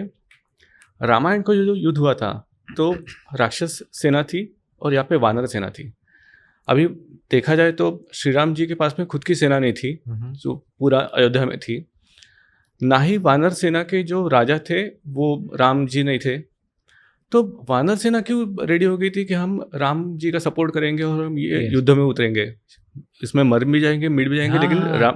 रावण को हराएंगे। यस, क्योंकि देखिए जब वो प्रभु रामचंद्र सीता माता को ढूंढते ढूंढते उत्तर भारत से दक्षिण भारत की तरफ जाते हैं तो वहां पर उनको सुग्रीव मिलते हैं। सुग्रीव जब मिलते हैं, सुग्रीव के दास थे हनुमान जी, क्योंकि हनुमान सुग्रीव सूर्यदेव के पुत्र है। एक्चुअली सुग्रीव बाली दोनों ही उनके पुत्र हैं, लेकिन बाली इंद्र का पुत्र है, सुग्रीव सूर्यदेव का पुत्र है। तो दोनों के अंदर झगड़ा हमेशा चलता था। स्टोरी आप सुने रहेंगे, बाली हाँ। जब गया था राक्षस को मारने के लिए, सुग्रीव को बोला था बाहर खड़े होने के लिए। उसको जब खून देखता है तो उसको लगता है बाली मर गया, आ जाता है, इतना ही मिसअंडरस्टैंडिंग है। लेकिन बाली बहुत गुस्सा हो जाता है, सुग्रीव को पूरा मारने का प्रयास करता है, जिसके कारण सुग्रीव भाग जाता है। जब हनुमान देखते हैं प्रभु श्री रामचंद्र आए हैं, और जब रामचंद्र को पूरा सुग्रीव का लीला जो भी हुआ है सब पता चलता है, तो रामचंद्र बोलते हैं कि देखो सुग्रीव, बाली ने आपको, सुग्रीव को अपने जगह से भगा के उसके पत्नी को बाली ने ले लिया। ऐसा राक्षस था वो, तो अपने भाई का पत्नी को जबरदस्ती पास में रखा था। तो भगवान रामचंद्र तुरंत कनेक्ट कर पाते हैं स्टोरी को, वो दुख को। मतलब सुग्रीव, आपको जो महसूस हो रहा है, देखो मैं भी एक राजा हूँ, अयोध्या का राजा, और मेरा राज सिंहासन होने ही वाला था, अगले दिन मुझे वनवास हो गया। आप भी राजा के पद में बैठे थे, आपको छोड़ना पड़ा। मेरा भी पत्नी थी सीता माता, जिसका अपहरण हो गया, आपका भी पत्नी का अपहरण करके बाली ने पकड़ा है। तो हमारा दोनों का देखेंगे तो सेम ही है लाइफ स्टोरी। तो मैं आपका कष्ट को समझ पाता हूँ, महसूस कर पाता हूँ, और मैं आपको पूरा मदद करता हूँ इस राक्षस बाली को मारने के लिए। तो इसको मैं मार दूंगा। तो सुग्रीव बोला कि प्रभु आप क्या बोल रहे हैं, ये बाली जो रावण को आपने हाथ में दबा के घुमा था, इसको आप मारेंगे, बहुत पावरफुल है। तो सुग्रीव परीक्षा करने के लिए बोलते कि आप ये 7 ताल का पेड़ है, एक बाण मार के देखिए, एक साथ 7 पेड़ को भेदना है आपको। तो राम जी एक बाण मारते हैं, और बाण ऐसा मारते हैं कि 7 एक ऐसा था, लेकिन ऐसा मारते हैं कि 7 पेड़ को भेद देते। सुग्रीव बोला है, पावर तो है। बोले yes I agree, condition apply. तब जाके सुग्रीव बोलता है कि आप बाली को मारिए, और मैं जरूर पूरा जब राजा बनूंगा वानर सेना आपके पीछे लगा दूंगा, आपका पत्नी को भी रावण से मुक्त करने के लिए। और लीला तो पता रहेगा सबको किस प्रकार प्रभु रामचंद्र ने बाली का हत्या किया, और बाली का हत्या करने के लिए सुग्रीव का फिर राजा सुग्रीव को बनाते हुए सुग्रीव ने वचन अपना भूल गया था। राजा होने के बाद चतुर्मास का व्रत जब आता है तो उस समय ज़्यादा युद्ध नहीं करते हैं, आराम करते हैं। तो सुग्रीव बोलता है कि अभी 4 मास तो बारिश भी होने वाला है, युद्ध भी पॉसिबल नहीं है बारिश में, हम थोड़ा आराम करते हैं, चतुर्मास 4 मास होने के बाद फिर युद्ध करेंगे बारिश के बाद। राम बोलते ठीक है। और राजा बनते हैं तो फैसिलिटी भी मिलता है ना, ऐसो आराम, रानियाँ। और जब ज़्यादा एंजॉयमेंट करते हैं तो गोल डाइवर्ट हो जाता है व्यक्ति। ये भूल ही गया था कि ऐसा कुछ मैंने दिया था, वचन दिया था। और राम बेचारा याद कर रहे हैं, अरे हो गया, अभी तक आया नहीं, क्या हुआ। और लक्ष्मण को भेजते हैं कि जाके थोड़ा उसको याद दिलाओ, जिस रास्ते से बाली को भेजा है वो रास्ता अभी भी खुला है, तुम्हें भी भेज सकता। स्क्रू टाइट कर दिया। तो लक्ष्मण जैसे क्रोधित होकर जाके सुग्रीव को रिमाइंडर देता है, सुग्रीव पूरा पलटन लेके खड़े हो जाते हैं, बोले प्रभु क्षमा कीजिए, भूल गया था, बताइए क्या करना है। फिर 4 पार्टी करते, आगे करते, युद्ध होता है इस प्रकार से। जैसे आपने बाली के बारे में बात किया, तो बाली इंद्र के बेटे थे, तो बाली को मार दिया था। तो इंद्र जी विष्णु जी के पास गए कि आपने मेरे बेटे को मार दिया, और सूर्य के बेटे को आपने विजय दे दिया, उसको सिंहासन दे दिया। तो आई गेस तभी विष्णु जी उनको वरदान देते, ठीक है नेक्स्ट टाइम जब मैं फिर से अवतार लूँगा तो सूर्यदेव के बेटे को मारूंगा और इंद्र के बेटे को जिताऊंगा। तो इसलिए कर्ण और अर्जुन की स्टोरी आती है। ये भी ऐसा बोल सकते हैं, शास्त्र में मैं तो ऐसा वर्णन पढ़ा नहीं, बट ऐसा लोक कथा में, ऐसा लोक कथा में भी होगा, जान सकते हैं। उसमें एक छोटा सा एक अंश आता है स्टोरी का कि रावण मतलब मृत्यु के अवस्था में ही थे, जस्ट अभी मरने वाले ही थे, तो तभी राम जी लक्ष्मण को आदेश देते कि जा और रावण से कुछ सीख के आ। तो पहले तो लक्ष्मण मना कर देते कि वो राक्षस है, उसने ऐसा ये सब किया है, तो मैं क्यों सीखूं। हाँ, वो एक स्टोरी बता दीजिए। यस। तो राम और रावण का जो घमासान युद्ध होता है, देखो राम जी जब रावण के साथ युद्ध करते हैं ना, प्रैक्टिकली सबको मार देते हैं। कुंभकर्ण, इंद्रजित सब मर जाते हैं। और अंतिम में जब रावण युद्ध करने के लिए आता है, तो रावण जब आता है तो रावण को भी परास्त करते हैं, और लेकिन मारते नहीं। प्रभु राम बोलते हैं कि देखो रावण, अभी तुम्हारा घोड़ा मर गया, तुम्हारा रथ टूट गया, तुम्हारा सारथी टूट गया, तुम अकेले खड़ा है, मार सकता हूँ, लास्ट चांस देना चाहता हूँ, घर जाओ, सोचो थोड़ा, कल भी अगर सीता को तुम लौटा दोगे तो मैं छोड़ दूंगा तुम्हें। रावण घर जाता है, सोचता है, देखो कैसा है उसका सोच, कैसा है, सोचता कि मैं अगर युद्ध नहीं करता हूं और छोड़ दूंगा सीता को छोड़ दूंगा, तो इतने सारे जो लोग मर गए वो लोग क्या सोचेंगे, पहले ही ऐसा कॉम्प्रोमाइज करना था तो मरवाए क्यों यार सबको मैं क्या मुंह दिखाऊं। वो नहीं सोच रहा कितने लोग बचे हैं वो मरने वाले कल। तो जाके फिर से युद्ध करता है, और अंतिम में जब रावण का वध हो जाता है, जब उसके नाभि में जो अमृत था उसको सुखा के उसको मार देते प्रभु रामचंद्र, मृत्युशैया में सोया रहता है, तब राम लक्ष्मण को भेजते हैं जाके कुछ सीखो। पहले तो लक्ष्मण मना करते हैं कि राक्षस में क्या सीखो। प्रभु राम बोलते हैं कि गंदगी में भी कभी कभी अच्छा चीज़ रहता तो उठा लेना चाहिए, है? अगर कीचड़ में सोना पड़ा है तो नहीं उठाएंगे। पागल व्यक्ति रहेगा जो नहीं उठाएगा। उठा लेना चाहिए, क्योंकि अच्छा चीज़ जहीं भी मिलता है उठा लेना चाहिए। तो लक्ष्मण जाते हैं रावण के पास, रावण को जब पूछते हैं, बहुत सुंदर सुंदर टीचिंग्स रावण बोलते हैं। एक चीज़ रावण बोलते कि लक्ष्मण को बोलते हैं कि अपना कमजोरी किसी को रिवील नहीं करना चाहिए, क्योंकि उससे कुछ फ़ायदा नहीं है। अपना जो वीकनेस है, आपका जो कमजोरी है, किसी को अगर बोलोगे उससे आपको क्या फ़ायदा होगा, कुछ फ़ायदा होगा। तो कुछ चीज़ को छाती में दबा के रखना ही अच्छा है, और शमशान तक जाने दो, सीक्रेट ही जाने दो। मैंने बहुत बड़ा गलती किया। क्या गलती किया था? सीता के बारे में, मतलब नारी के बारे में विभीषण को बताया था अपना सीक्रेट क्या, अमृत नाभि में। अच्छा, करेक्ट, जिसके कारण ही मरा ना। हाँ, नहीं तो किसी को कैसे पता चल रहा। राम एक एक तीर मार रहे हैं, उसका एक एक सर काट रहे हैं, एक सर काट रहे हैं बुक और एक सर आ रहा है, उसको काट रहे हैं डुप और एक सर आ रहा है, हंस रहा है राम वॉज टोटली कंफ्यूज्ड, कैसे मारूं। रावण बोले तो मुझे मार नहीं सकता। और तब विभीषण ने बोलता है कि प्रभु इसको मारना है तो इसका अमृत है नाभि में, उधर मारिए। डिकोडिंग किया, क्योंकि रावण ने सीक्रेट बताया था भाई को, विभीषण को बताया था, जिसके कारण मर गया। तो विभीषण बोला कि कुछ सीक्रेट चीज को सीक्रेट ही रहना चाहिए जीवन में, बताना सब सीक्रेट चीज को बताना जरूरत नहीं है। मैंने बहुत बड़ा गलती किया जिसके कारण आज मेरा ये दशा है। और एक टीचिंग्स उसने बताया था, ऐसे बहुत कुछ बताया जो मेरे मन में आ रहा है, थोड़ा आपको बता रहा हूँ। और एक बताया जाए कि कभी भी जो अच्छा एडवाइस रहता है अपने जो रिलेटिव्स का, उसको पोस्टपोन नहीं करना चाहिए। उसको मरने के बाद याद है, मरने के बाद रियलाइजेशन फ्लैशबैक पिक्चर आ रहा था। सबने बोला था, मंदोदरी बोला था छोड़ दो सीता माता को, इंद्रजीत बोला था, बेटा बोला, बीबी बोला, बेटा बोला, विभीषण बोला, कुंभकर्ण बोला, सब अपने रिलेटिव्स, ब्लड रिलेटिव्स बोल रहे हैं, लेकिन किसी का बात को सीरियसली नहीं माना।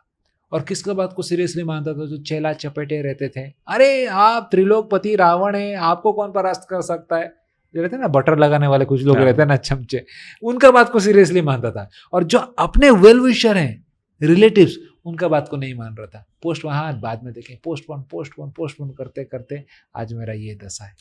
तो जो अच्छा एडवाइस देते हैं तुरंत उसको अप्लाई कर लो, उसको पोस्टपोन नहीं करना चाहिए, रावण को। तो इस प्रकार रावण का टीचिंग्स अगर अच्छे दृष्टिकोण से देखेंगे तो बहुत बेनिफिशियल है, अप्लाई कर सकते हैं हम, डे टू डे लाइफ में भी अप्लाई कर सकते हैं। जैसे हमने श्री राम के बारे में बात की, हाँ, तो श्री कृष्ण उनके नेक्स्ट अवतार, तो क्या आपको लगता है कि वो दोनों आइडेंटिकली अपोजिट थे? क्योंकि अगर मैं देखूँ तो श्री राम ने अटैचमेंट सिखाया है, लेकिन श्री कृष्ण ने डिटैचमेंट सिखाया। उसके बाद में श्री राम को एक्चुअली पता नहीं था कि वो विष्णु के अवतार है, लेकिन श्री कृष्ण को पता था कि वो विष्णु के अवतार है। फिर बाद में श्री राम ने युद्ध किया था, श्री कृष्ण ने युद्ध में उतर के भी युद्ध नहीं किया था। सबसे बड़ा आता है युद्ध कि ना करके भी जीत गया। जीत गया करेक्ट। फिर नेक्स्ट आता है उनका कि श्री राम को कोई भी शाप नहीं मिला था, लेकिन श्री कृष्ण को शाप मिला था गांधारी से। तो ऐसे कुछ जो इंसिडेंट्स है, फॉर दैट मैटर धर्म की स्थापना, श्री राम ने धर्म को साथ में रख के धर्म की स्थापना की थी, श्री कृष्ण ने धर्म की स्थापना लीलाओं से की। तो ये सब चीज़ें दोनों को आइडेंटिकली अपोजिट बनाते हैं। तो आपको क्या लगता है? इसलिए मैं पहले ही बोला कि देखिए, राम जी जैसे अपने लीलाएं किए हैं उसको हम देख के सीख के अपने जीवन में उतार सकते हैं। कृष्ण जी जो लीलाएं किए हैं उसको आप इमिटेट मत कीजिए। वो उनके तक रह दीजिए। उनके तक रह दीजिए, क्योंकि भगवान है। कृष्ण क्या बोल रहे हैं गीता में वो सीखिए, क्योंकि भगवान, जब कृष्ण को लीला पुरुषोत्तम बोला जाता है, क्योंकि जब भगवान पूर्ण, देखो कृष्ण अवतारी हैं, इतने अवतार के वो स्रोत हैं, वो साक्षात विष्णु है। जब भगवान नीचे आते हैं तो संसार के नियमों को नहीं मानते हो। जैसे कंपनी में चेयरमैन गया, वो थोड़ी सिक्योरिटी गार्ड को आईडी कार्ड दिखाएगा, वो चेयरमैन है, वो गए तो सिक्योरिटी गार्ड हट जाएगा और पूछेगा भी नहीं उसका आईडी कार्ड, क्योंकि इस कंपनी का ओनर है वो। तो वैसे भगवान जब संसार में आते हैं तो उनके ऊपर लॉज लागू नहीं होता है, उनके ऊपर नियम लागू नहीं होता है, वो जो चाहे वो कर सकते हैं। तो प्रभु श्री रामचंद्र जब आते हैं, मर्यादा पुरुषोत्तम प्रभु श्री रामचंद्र, किस प्रकार एक जीव को इस संसार में जीना है वो सिखाते हैं। इसलिए प्रभु रामचंद्र जो कर रहे हैं हम उसको इमिटेट भी करेंगे तो ठीक है, because day to day life में कैसे जीना है, पुत्र का धर्म, पति का धर्म, राजा का धर्म, सब सिखाते हैं। इसलिए हम बोलते हैं राम राज्य चाहिए, कोई नहीं बोलता कृष्ण राज्य चाहिए। तो भगवान कृष्ण जब आते हैं वो भगवान है, सारे संसार के मालिक हैं। विष्णु कृष्ण साक्षात भगवान जब आते हैं वो संसार का नियम को नहीं मानते, उनको जो अच्छा लगता है करते हैं, क्यों कर सकते हैं। अभी जैसे कंपनी का चेयरमैन है, कंपनी को जाता है, उसको थोड़ी सिक्योरिटी गार्ड के सामने आईडी कार्ड दिखाना पड़ेगा। आईडी कार्ड मांगेगा तो उसका जॉब चला जाएगा, क्योंकि कंपनी का चेयरमैन है, उसका कंपनी बिलोंग्स करता है, तो उसका ही तो है घर, उसमें उसको क्या लॉ अप्लाई होता है। तो भगवान कृष्ण जब आते हैं वो संसारिक जो धर्म को ट्रेस पास भी कर सकते हैं। गोपियां सब भगवान को पूजा कर रहे थे, 1 महीना कात्यायनी व्रत कर रहे थे, प्रभु आपको हमें पति के रूप में चाहिए। इतने सारे गोपियां, ये अकेले सबको पति के रूप में कैसे होगा, मिशन इम्पॉसिबल। तो भगवान कृष्ण को, लेकिन देखो कुछ असंभव नहीं उनके लिए। बोले ठीक है, जब 1 महीने का व्रत वो करते हैं, इतने सारे गोपियां, सबका इच्छा एक ही है, क्या, कृष्ण हस्बैंड चाहिए। तो भगवान कृष्ण लास्ट दिन जब उनका यज्ञ, उनका जो तपस्या उपवास कर रहे थे, कात्यायनी माता का एंड होता है, अगले दिन कृष्ण जाते हैं, जब वो स्नान कर रहे थे यमुना में, सबका वस्त्र चोरी कर देते हैं और पेड़ के ऊपर चढ़ बैठ जाते हैं, वस्त्र हरण लीला। सब गोपियां बोलते अरे हमारे कपड़े दो। बोले कपड़े दूंगा, सब लोग बाहर आइए, फिर कपड़े लेके जाइए नग्न अवस्था में। तो जैसे एक एक जन बाहर आए, सबको दिए। देखिए कोई नारी नग्न कहाँ होता है, अपने स्वामी के सामने होता है। तो भगवान इस लीला से सभी गोपियों का जो इच्छा था उसको पूरा कर दिया।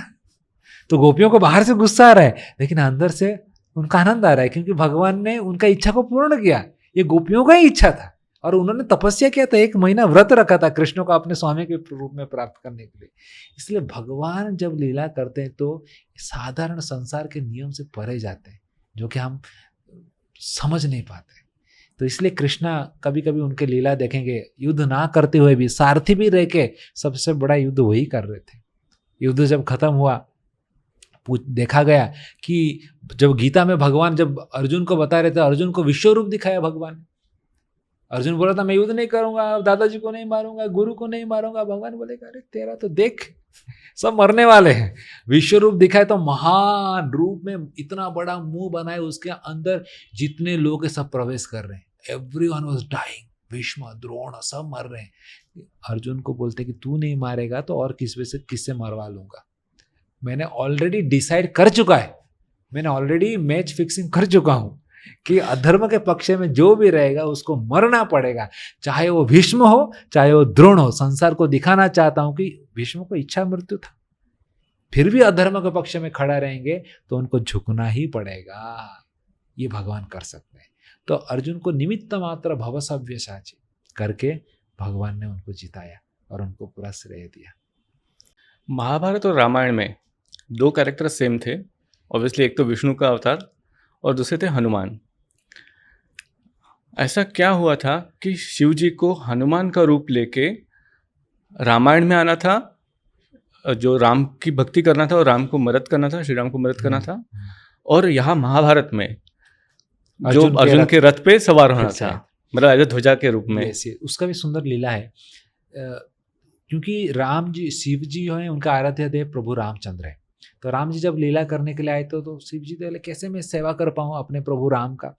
बोले कि आधा समय तो जंगल में निकालने वाले हैं और फिर अयोध्या में जाएंगे, तो ऐसा कौन सा रूप लूँ ताकि दोनों जगह पर 2 in 1 हो सके सेवा। तो उन्होंने वानर का रूप को चूज किया, क्योंकि वानर जो है जंगल में भी रह सकता है और टाउन में भी रह सकता है। तो हनुमान ने जंगल में भी सेवा किया, अयोध्या में भी सेवा किया, जहाँ राम वहाँ हनुमान। आगे जाके भगवान कृष्ण जब आते हैं तो ये लीला इस प्रकार है। एक बार अर्जुन दक्षिण की तरफ जा रहे थे और वहाँ पर जाते जाते रामेश्वरम आया। तो रामेश्वरम में देखते हैं अर्जुन को मन में एक प्रश्न आता है, धनुर्धारी अर्जुन इतने बड़े धनुर्धारी है, तो बोलते कि राम जी को इतना बड़ा सेतु बनाने का क्या जरूरत था, एक बाण में मारूंगा तो 5 मिनट में बन जाएगा सेतु, क्या राम जी बना नहीं पाते। तो अर्जुन के मन में इतना प्रश्न आता है कि राम जी के पास इतना क्या ताकत नहीं था क्या, एक तीर मारते तो बन जाता, सेतु बन जाता। इतना बड़ा कसरत, पत्थर डालो, राम लिखो, ये करो, इतना टाइम चला गया उसमें। तो वहां पर एक बानर बैठा था, बोले कि तुम बाण मारोगे ना टूट जाएगा।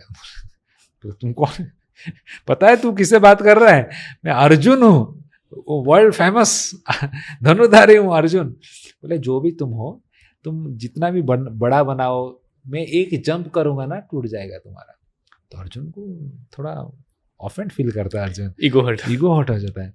अर्जुन बोलता है अच्छा तो नहीं टूटेगा तो क्या होगा, नहीं टूटेगा तो तुम्हारा मैं दास बन जाऊंगा। अच्छा ठीक है चलो पक्का चैलेंज। अर्जुन बोलता है कि अगर टूट गया तो मैं अग्नि में प्रवेश करूंगा, नहीं टूटा तो तू मेरा नौकर बन के पूरा आजीवन सेवा करेगा। तो बोले मंजूर है। अर्जुन पूरा अपना पावरफुल तीर मार के एक बनाता है बाण, और 5 मिनट में पूरा रामेश्वरम से लेकर लंका तक बाण पूरा सेतु बन जाता है, बाण का सेतु बन जाता है। जैसे ही सेतु बनता है ये बानर एक छलांग मारता है, सब टूट जाता है। हंसता है क्या बनाया तुमने, टूट गया। अर्जुन बोला गिव मी 1 मोर चांस, और एक चांस। तो नेक्स्ट उसका सबसे पावरफुल अस्त्र छोड़ता है और फिर से बनाता है, ये फिर से छलांग मारता है, फिर से टूट जाता है। बोला गया कुछ काम का नहीं। अर्जुन बोला कि लास्ट चांस। तो उसके पास जितना सबसे पावरफुल बाण था उसको छोड़ता है और बोलता कि दैट्स इट। तो बोले हो गया, बोला हाँ हो गया। फिर से छलांग मारता है, टूट जाता है। तो अर्जुन बोला पूरा पावर लगा दिया। अर्जुन अग्नि प्रज्वलित करता है और अग्नि में प्रवेश करने ही वाला था, कृष्ण वहां आता है। बोले वेट क्या चल क्या रहा है तुम्हारा। बोले अरे प्रभु क्या बताऊं, अभी हो गया मेरा अभी समय। बोले बंदर ने तोड़ दिया, अभी क्या इज्जत रहा, मैं अभी अग्नि में प्रवेश कर रहा। कृष्ण बोले कि देखो कभी भी ऐसा कोई चैलेंज होता है ना, थर्ड पार्टी मेडिएटर रहता है। चैलेंज में कभी 2 लोग मिलकर नहीं करते। हाँ मेक सेंस। बोला अभी मैं आ गया थर्ड पार्टी मेडिएटर, अभी करो मैं देखता हूँ, आई एम द विटनेस। बोले अच्छा ठीक है अभी मारो, बाण मारो अभी। तो अर्जुन फिर से बाण मारता है और ये बंदर छलांग मारता है, टूटता नहीं अभी। छलांग मारा मार के इतना बड़ा छलांग, और अपने रूप में आते हैं हनुमान जी। ये हनुमान थे और कोई नहीं थे। जय श्री राम, और छलांग मार, टूट ही नहीं रहे। तो बोले अरे तो देखते हैं कि यार कैसे क्या। कृष्ण बोलते कि अरे हनुमान क्या कर रहे हो तुम दोनों ही मेरे भक्त हो। और हनुमान जी को भगवान कृष्ण राम जी के रूप में दर्शन देते हैं। बोले प्रभु राम, बोले यस मैं वही राम जी के रूप में तुम्हारे साथ आया था त्रेतायुग में, और ये मेरा भक्त अर्जुन है। अपने आप में क्यों झगड़ा कर रहे हो, दोनों साथ में रहो, हमको कुछ बड़ा करना है। तो बोला हाँ क्षमा ऐसा ना कीजिए। बोले अभी क्षमा मत मांगो, अभी तुम हार गए, तुम्हारा क्या वचन था, हार गए तो उसका पूरा जीवन भर दास बनोगे, अभी उसका सेवा करो। तो हनुमान बोले बताइए प्रभु क्या सेवा, सेवा करने के लिए तो मैं हूँ, क्या सेवा करूँ। तो भगवान कृष्ण बोलते कि देखो अभी आगे जाके बहुत बड़ा युद्ध होने वाला है, महाभारत का युद्ध होने वाला है। तो उस युद्ध में तुम हनुमान के जो ऊपर जो पताका रहेगा, झंडा रहेगा, उसमें तुम वास करना और हमेशा अर्जुन को रक्षा करना। तुम जब भी कुछ आएगा अलग अलग प्रकार के, क्योंकि अर्जुन सामने सामने युद्ध कर रहा होगा, कोई बाएं मारेगा, कोई दाएं से मारेगा, कोई पीछे से मारेगा, सबका अटेंशन अर्जुन के ऊपर ही रहेगा क्योंकि वो हीरो है। तो तुम हमेशा क्या करना, अर्जुन का रक्षा करना। तो इसके कारण अर्जुन के झंडे में हनुमान जी थे और हनुमान जी के कारण अर्जुन को कुछ भी हानि नहीं हो रहा था, हमेशा रक्षा कर रहे थे। इसलिए जब युद्ध हो जाता है ना, तो 18वां दिन में युद्ध जब कंप्लीट हो जाता है तो कृष्ण बोलते हैं अर्जुन को चलिए उतरिए। अर्जुन बोले नहीं नहीं प्रभु आप पहले उतरो, आप हमारे प्रभु हैं, आप पहले। अर्जुन कृष्ण बोलते हैं नहीं आप पहले उतरो, मैं बाद में उतरूंगा। बोले नहीं नहीं नहीं आप पहले उतरो। कृष्ण बोले बोला ना पहले उतरो, अभी गीता सुना नहीं क्या? हाँ ठीक है ठीक है। तो अर्जुन उतरते हैं। जैसे अर्जुन उतरते हैं और कृष्ण जैसे ही उतर जाते हैं, पूरा रथ जल के राख हो जाता है 1 सेकंड में। अर्जुन पर डर जाते, बोले क्या हुआ? कृष्ण बोले तुझे क्या लग रहा था, तू युद्ध कर रहा था, तू तो बाण चला रहा था और 360 डिग्री से कितना बाण तेरे ऊपर आ रहा था तुझे पता नहीं। ये तो है ऊपर हनुमान बैठा था, मैं बैठा था, तो रथ को रक्षा करके रखा था, वो प्रोटेक्शन लेयर लगा के रखा था, सब बाण ऐसे ऐसे अटक के था सब। जैसे ही मैं उठा, मेरा शक्ति निकाला, जल के राख हो गया। तब अर्जुन को पता चलता है कि अरे मैं तो निमित्त मात्र था, ये तो बिना रथ चलाते ही युद्ध कर दिया इन्होंने। ये दुर्योधन और अर्जुन के बीच में सोच अलग अलग था। जो नास्तिक रहते हैं भगवान के शक्ति के पीछे दौड़ते हैं, जो भक्त रहते हैं भगवान को साथ में रखते हैं। और भगवान साथ में तो क्या असंभव है, कुछ असंभव है। कृष्ण जिसको बचाना चाहेंगे कौन मार सकता है, और कृष्ण जिसको मारना चाहेंगे कौन बचा सकता है। ऐसा ऐसी एक लोक कथा है कि ऐसा कहा जाता है कि जब ये युद्ध होने वाला था तो श्री कृष्ण को कर्ण के पावर के पता था कि उसके पास कितना पावर है और वो अर्जुन को आराम से हरा सकता है। तो इसलिए उन्होंने कहा था कि आप एक अपने सेवक को बताया कि आप सेवक नहीं सॉरी अर्जुन को ही बताया गया था कि आप जाओ हनुमान को ढूंढ के लेके आओ और उनको मेरे पास में लेके आओ। तो 2-3 बार जाते हैं हनुमान जी के पास में, वो मना कर देते हैं हर बार, ऐसा कंटिन्यू होते रहता है। फिर बाद में श्री कृष्ण बोलते हैं कि जा फिर से जा और बोल कि श्री राम ने बुलाया है, और फिर हनुमान आते हैं। ऐसी भी एक लोक कथा है। महाभारत में मेरा 2 कैरेक्टर सबसे ज़्यादा पसंदीदा है। फर्स्ट कृष्ण है और सेकंड जो आते हैं वो कर्ण आते हैं। तो कृष्ण का जो विचार था, उनकी जो थॉट प्रोसेस थी, वो कर्ण के बारे में क्या थी? ज़्यादातर अगर देखेंगे तो कर्ण इज़ वेरी फेमस, दानवीर कर्ण बोला जाता है। और कर्ण को एक हीरो की तरह भी दिखाया जाता है, सीरियल्स में देखेंगे तो बहुत सारा। मैं भी ऐसा सोचता था जब तक मैंने महाभारत पढ़ा नहीं था। जब मैंने महाभारत पढ़ा शास्त्रों से, तब मुझे पता चला कि कर्ण का कैरेक्टर कैसा था, चरित्र कैसा था। कर्ण एक ऐसा व्यक्ति था जो कि हमेशा इनसिक्योर फील करता था और हमेशा अर्जुन के प्रति उसका एनवियसनेस था, जो कि अर्जुन का नहीं था वैसे पहले। कर्ण का हमेशा अर्जुन के प्रति था और हमेशा अर्जुन के प्रति उसका एनवियसनेस होने के कारण जो उसको लगता था कि ताकि मैं अर्जुन को नीचा दिखा पाऊँ, उसके लिए वो प्रयास करता था। उसको पांडव के प्रति कोई दुश्मनी नहीं था। लेकिन जब पांडव और दुर्योधन के बीच में युद्ध होता है, और ये दुर्योधन बहुत चालाक था, सातिर था। दुर्योधन का एक क्या, कर्ण का क्या इनसिक्योरिटी दुर्योधन को पता था, और इसी का ही फायदा दुर्योधन ने लिया। कर्ण को सब फैसिलिटी दिया, सब कुछ दिया, और जब दुर्योधन देखा कि कर्ण का इनसिक्योरिटी है तो वॉर होगा तो डेफिनेटली मेरा साइड में आएगा कर्ण, और कर्ण को सब कुछ दिया। कर्ण ने दुर्योधन का सपोर्ट भी किया था। देखिए ये चरित्र अगर देखेंगे, कर्ण का चरित्र इतना खराब क्यों बोल रहा हूँ, जब खेल चल रहा था, पासा खेल चल रहा था, पांडव सब कुछ हार गए थे और द्रौपदी भी, राजा हार गए, पति हार गए, तो द्रौपदी भी हार गई थी क्योंकि युधिष्ठिर महाराज ने द्रौपदी को भी लगा दिया था दाव में। तब कर्ण ने दुर्योधन को ये विचार दिया कि अरे द्रौपदी तो अभी हार गई है, क्यों ना द्रौपदी को सभी सभा में प्रस्तुत किया जाए। और उस समय द्रौपदी अपने मासिक धर्म में थी। सोचो, इस अवस्था में एक रानी है कौरव के, पांडव के, तुम उसको बोल रहे कि सबके सामने लाया जाए। उतना ही नहीं, लाके उसको वस्त्र धारण करो। बोला गया क्या, ये तो 5 पतियों का नारी है, ये वैश्या जैसा ही होगी ना। उसको अगर लग्न भी करते हैं, वस्त्र हरण करते, क्या फर्क पड़ता है, क्या जाए वस्त्र हरण।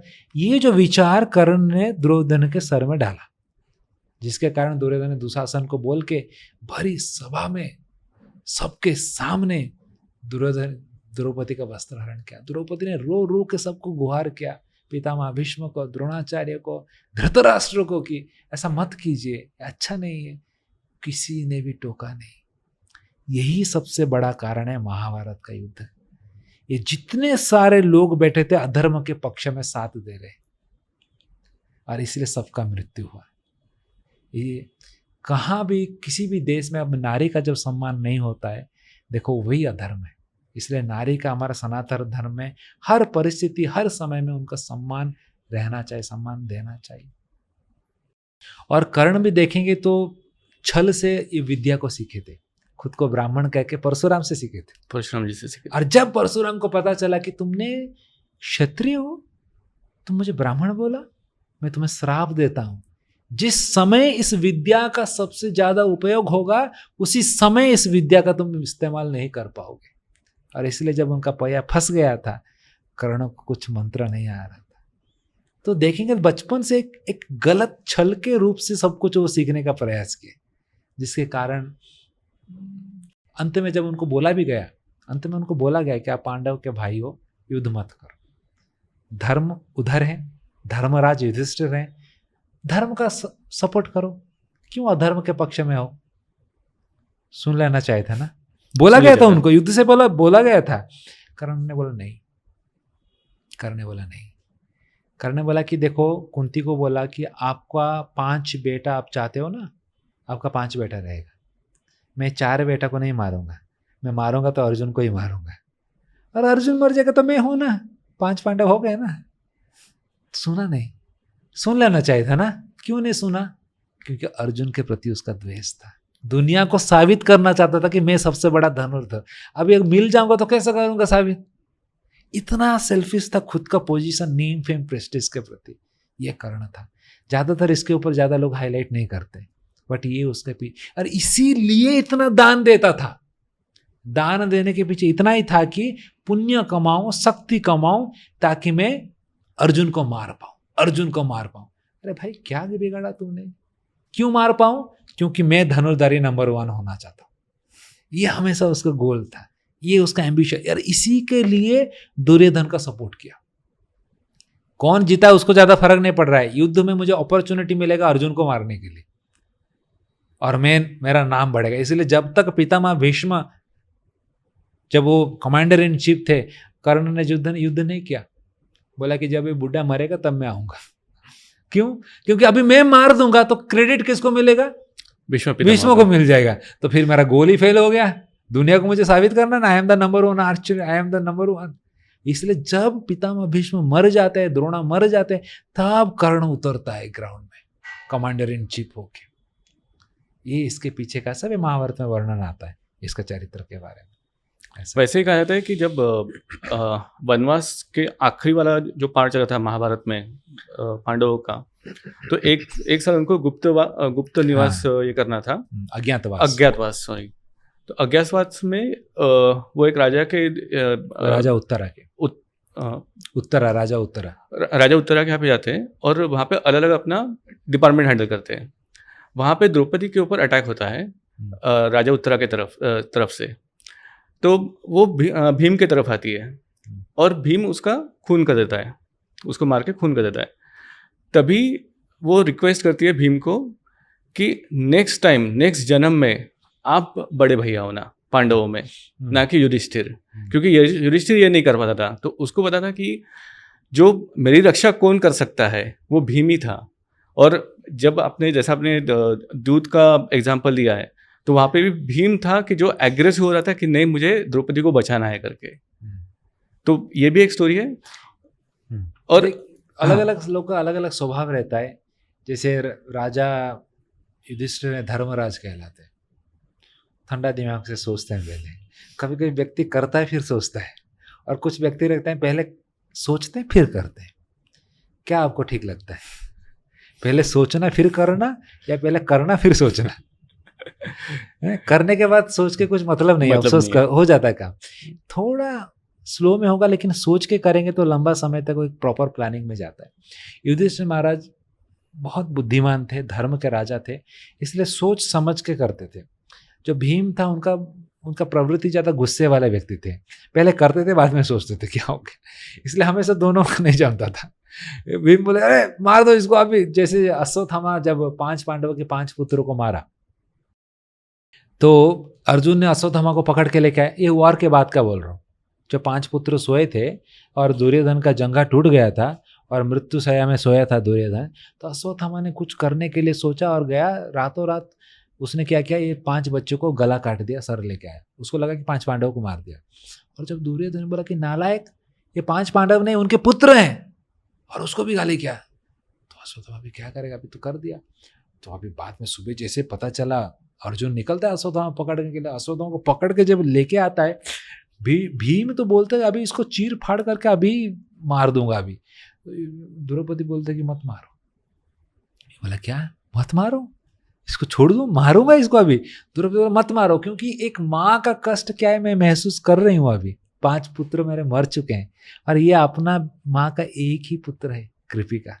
अगर ये मर जाएगा तो ऑलरेडी स्वामी मर चुके हैं द्रोणाचार्य, बेटा भी मर जाएगा, कृपी कैसे जिएगी।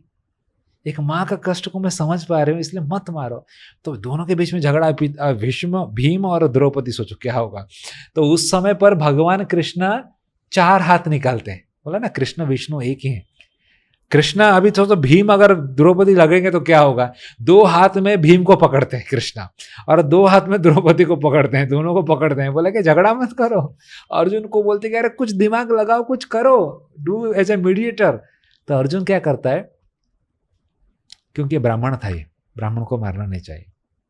अर्जुन तलवार निकालता है और उसको यहाँ थोड़ा बाल काट देता है, यहाँ थोड़ा बाल काट देता है, यहाँ थोड़ा अपमान करता है। तो अपमान जब किया जाता है क्षत्रियों को, तो एक मृत्यु के समान माना जाता है, और उसका जो मणि था अश्वत्थामा को निकाल देता है। तो अपमान तो मरने जैसा भी हो गया, और उसका शक्ति भी निकाल दिया। तो दोनों पार्टी सेटिस्फाइड हो जाते हैं। तो इस प्रकार अर्जुन ने ऐसा किया था अश्वत्थामा। अभी हम डायरेक्ट जाते हैं, जब श्री कृष्ण ने अपना अवतार रूप खत्म किया, समाप्त कर दिया, वो वैकुंठवास से निकल गए, उनके शरीर को अंत्येष्टि दे दी गई। लेकिन तब पता चला था कि उनका जो हृदय है तभी भी पंप कर रहा था। तो उनको जो हृदय था उसको बहा दिया गया समुद्र में, सागर में, और वो पूरा चक्कर लगा के जगन्नाथपुरी के यहाँ पे आ गया, मतलब तभी की पूरी। हाँ। फिर बाद में उसकी स्थापना की थी जगन्नाथ महाराज की तरह। तो इसके पीछे क्या स्टोरी है?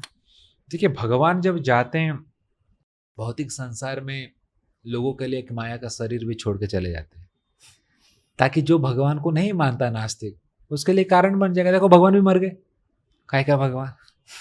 तो भगवान बोला अगर तुम मुझे मानते हो तो उसके लिए मेरा श्रद्धा है तो मानेगा, अगर जो नहीं मानते हैं तुम्हारे लिए भी रास्ता छोड़ के जाता हूँ। तो भगवान जब उनको जाने का समय हो गया, 125 साल जब उन्होंने लीला किया, और नारद मुनि बोले कि प्रभु धर्म का संस्थापना हो गया, अभी आप अगर नहीं जाएंगे तो आगे का कलयुग कैसे शुरू होगा, क्योंकि जब तक भगवान है कली प्रवेश नहीं कर सकता है। कली भी वेट कर रहा है, कली भी भगवान, क्योंकि सत्य त्रेता द्वापर कली 4 युग चलते रहता साइकिल में। तो समय हो गया था कलयुग का। तो भगवान बोले ठीक है चले जाएंगे अभी। तो भगवान ने वाइंड अप किया, और भगवान ने फिर वो लंबा लीला है कैसे जब जो जितने सारे यदुवंश से प्रभाव क्षेत्र में एक दूसरे के साथ युद्ध करते हैं, और युद्ध करके एक दूसरे को मारते हैं। यादव युद्ध वो भगवान का ही माया का शक्ति था। भगवान की इच्छा से ही सब कुछ हो रहा है, भगवान की इच्छा बिना कुछ नहीं होता है। तो उनकी इच्छा से सबका युद्ध होता है, सब एक दूसरे के साथ युद्ध करके और सब भगवान के धाम चले जाते हैं। सब जाने के बाद भगवान भी एक जगह पर बैठते हैं। फिर बलराम जी वो भी अनंत शेष के रूप में चले जाते हैं, और फिर भगवान क्या करते हैं, वहाँ पर बैठते हैं और एक पेड़ के नीचे, पीपल के पेड़ के नीचे बैठे हैं और उनके एक पैर दूसरे पैर के ऊपर रखे हैं। और उसी समय जरा नामक एक शिकारी एक तीर मारता है। भगवान के जो पैर के नीचे का हिस्सा जो रहता है पिंक कलर का रहता है, उसको एक हिरन का कान लगता है और तीर मारता है। और जब तीर भगवान के पैर के पास लगता है, जब वो पास में आके देखता है कि अरे ये तो भगवान कृष्ण को लगा है, बहुत रोता है। कृष्ण बोला कि क्यों रो रहे हो, ये मेरा ही लीला है, मुझे जाने का इच्छा है, तुझे मैं निमित्त मात्र बना रहा हूँ और चिंता मत कर, तू जा पहले वैकुंठ जा। तो भगवान ने तुरंत उसको वैकुंठ भेज देते। देखो कोई लोग बोलते हैं कि अरे साधारण कैसे है भगवान है। अरे जिस भगवान ने जो उस भगवान को तीर मारा, साक्षात उस व्यक्ति को वैकुंठ भेज रहे हैं भगवान, तो क्या कुछ डाउट है क्या?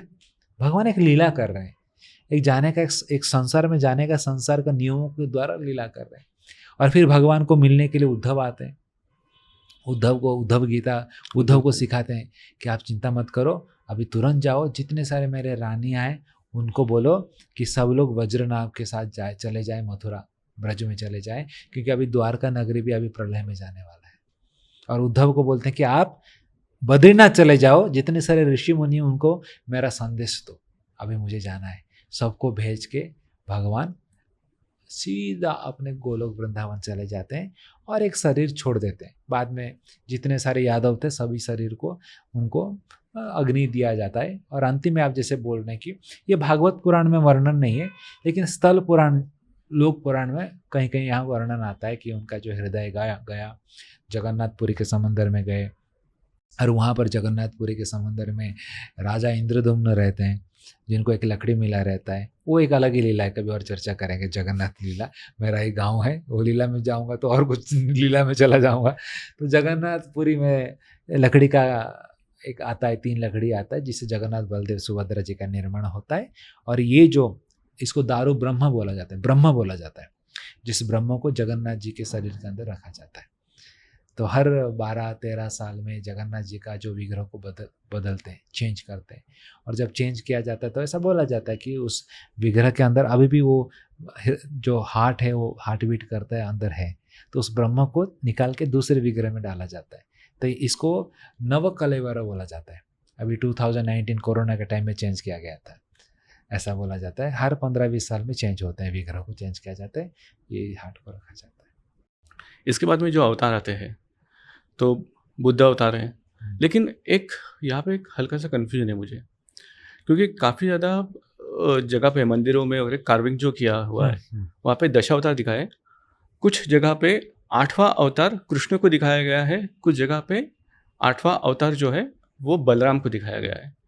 इसके साथ में और एक स्टोरी है कि जो शेषनाग थे, जो इन्होंने हट किया था कि मुझे आपके साथ पृथ्वीलोक पे आना है, आपके वहाँ पे सेवा करनी है।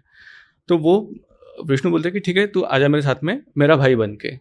तो उनको लाया जाता है श्री राम जी का भाई लक्ष्मण बन के।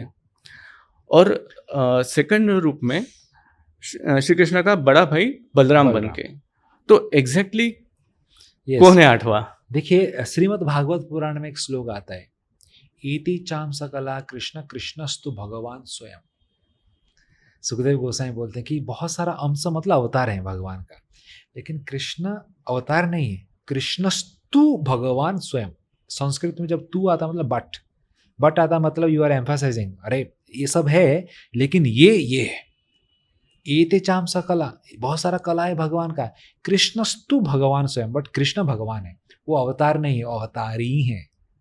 वो सभी अवतार के स्रोत हैं। कृष्ण जो है विष्णु, कृष्ण विष्णु मतलब कृष्ण इनफॉर्मल फॉर्म है, विष्णु ऑफिशियल फॉर्म है।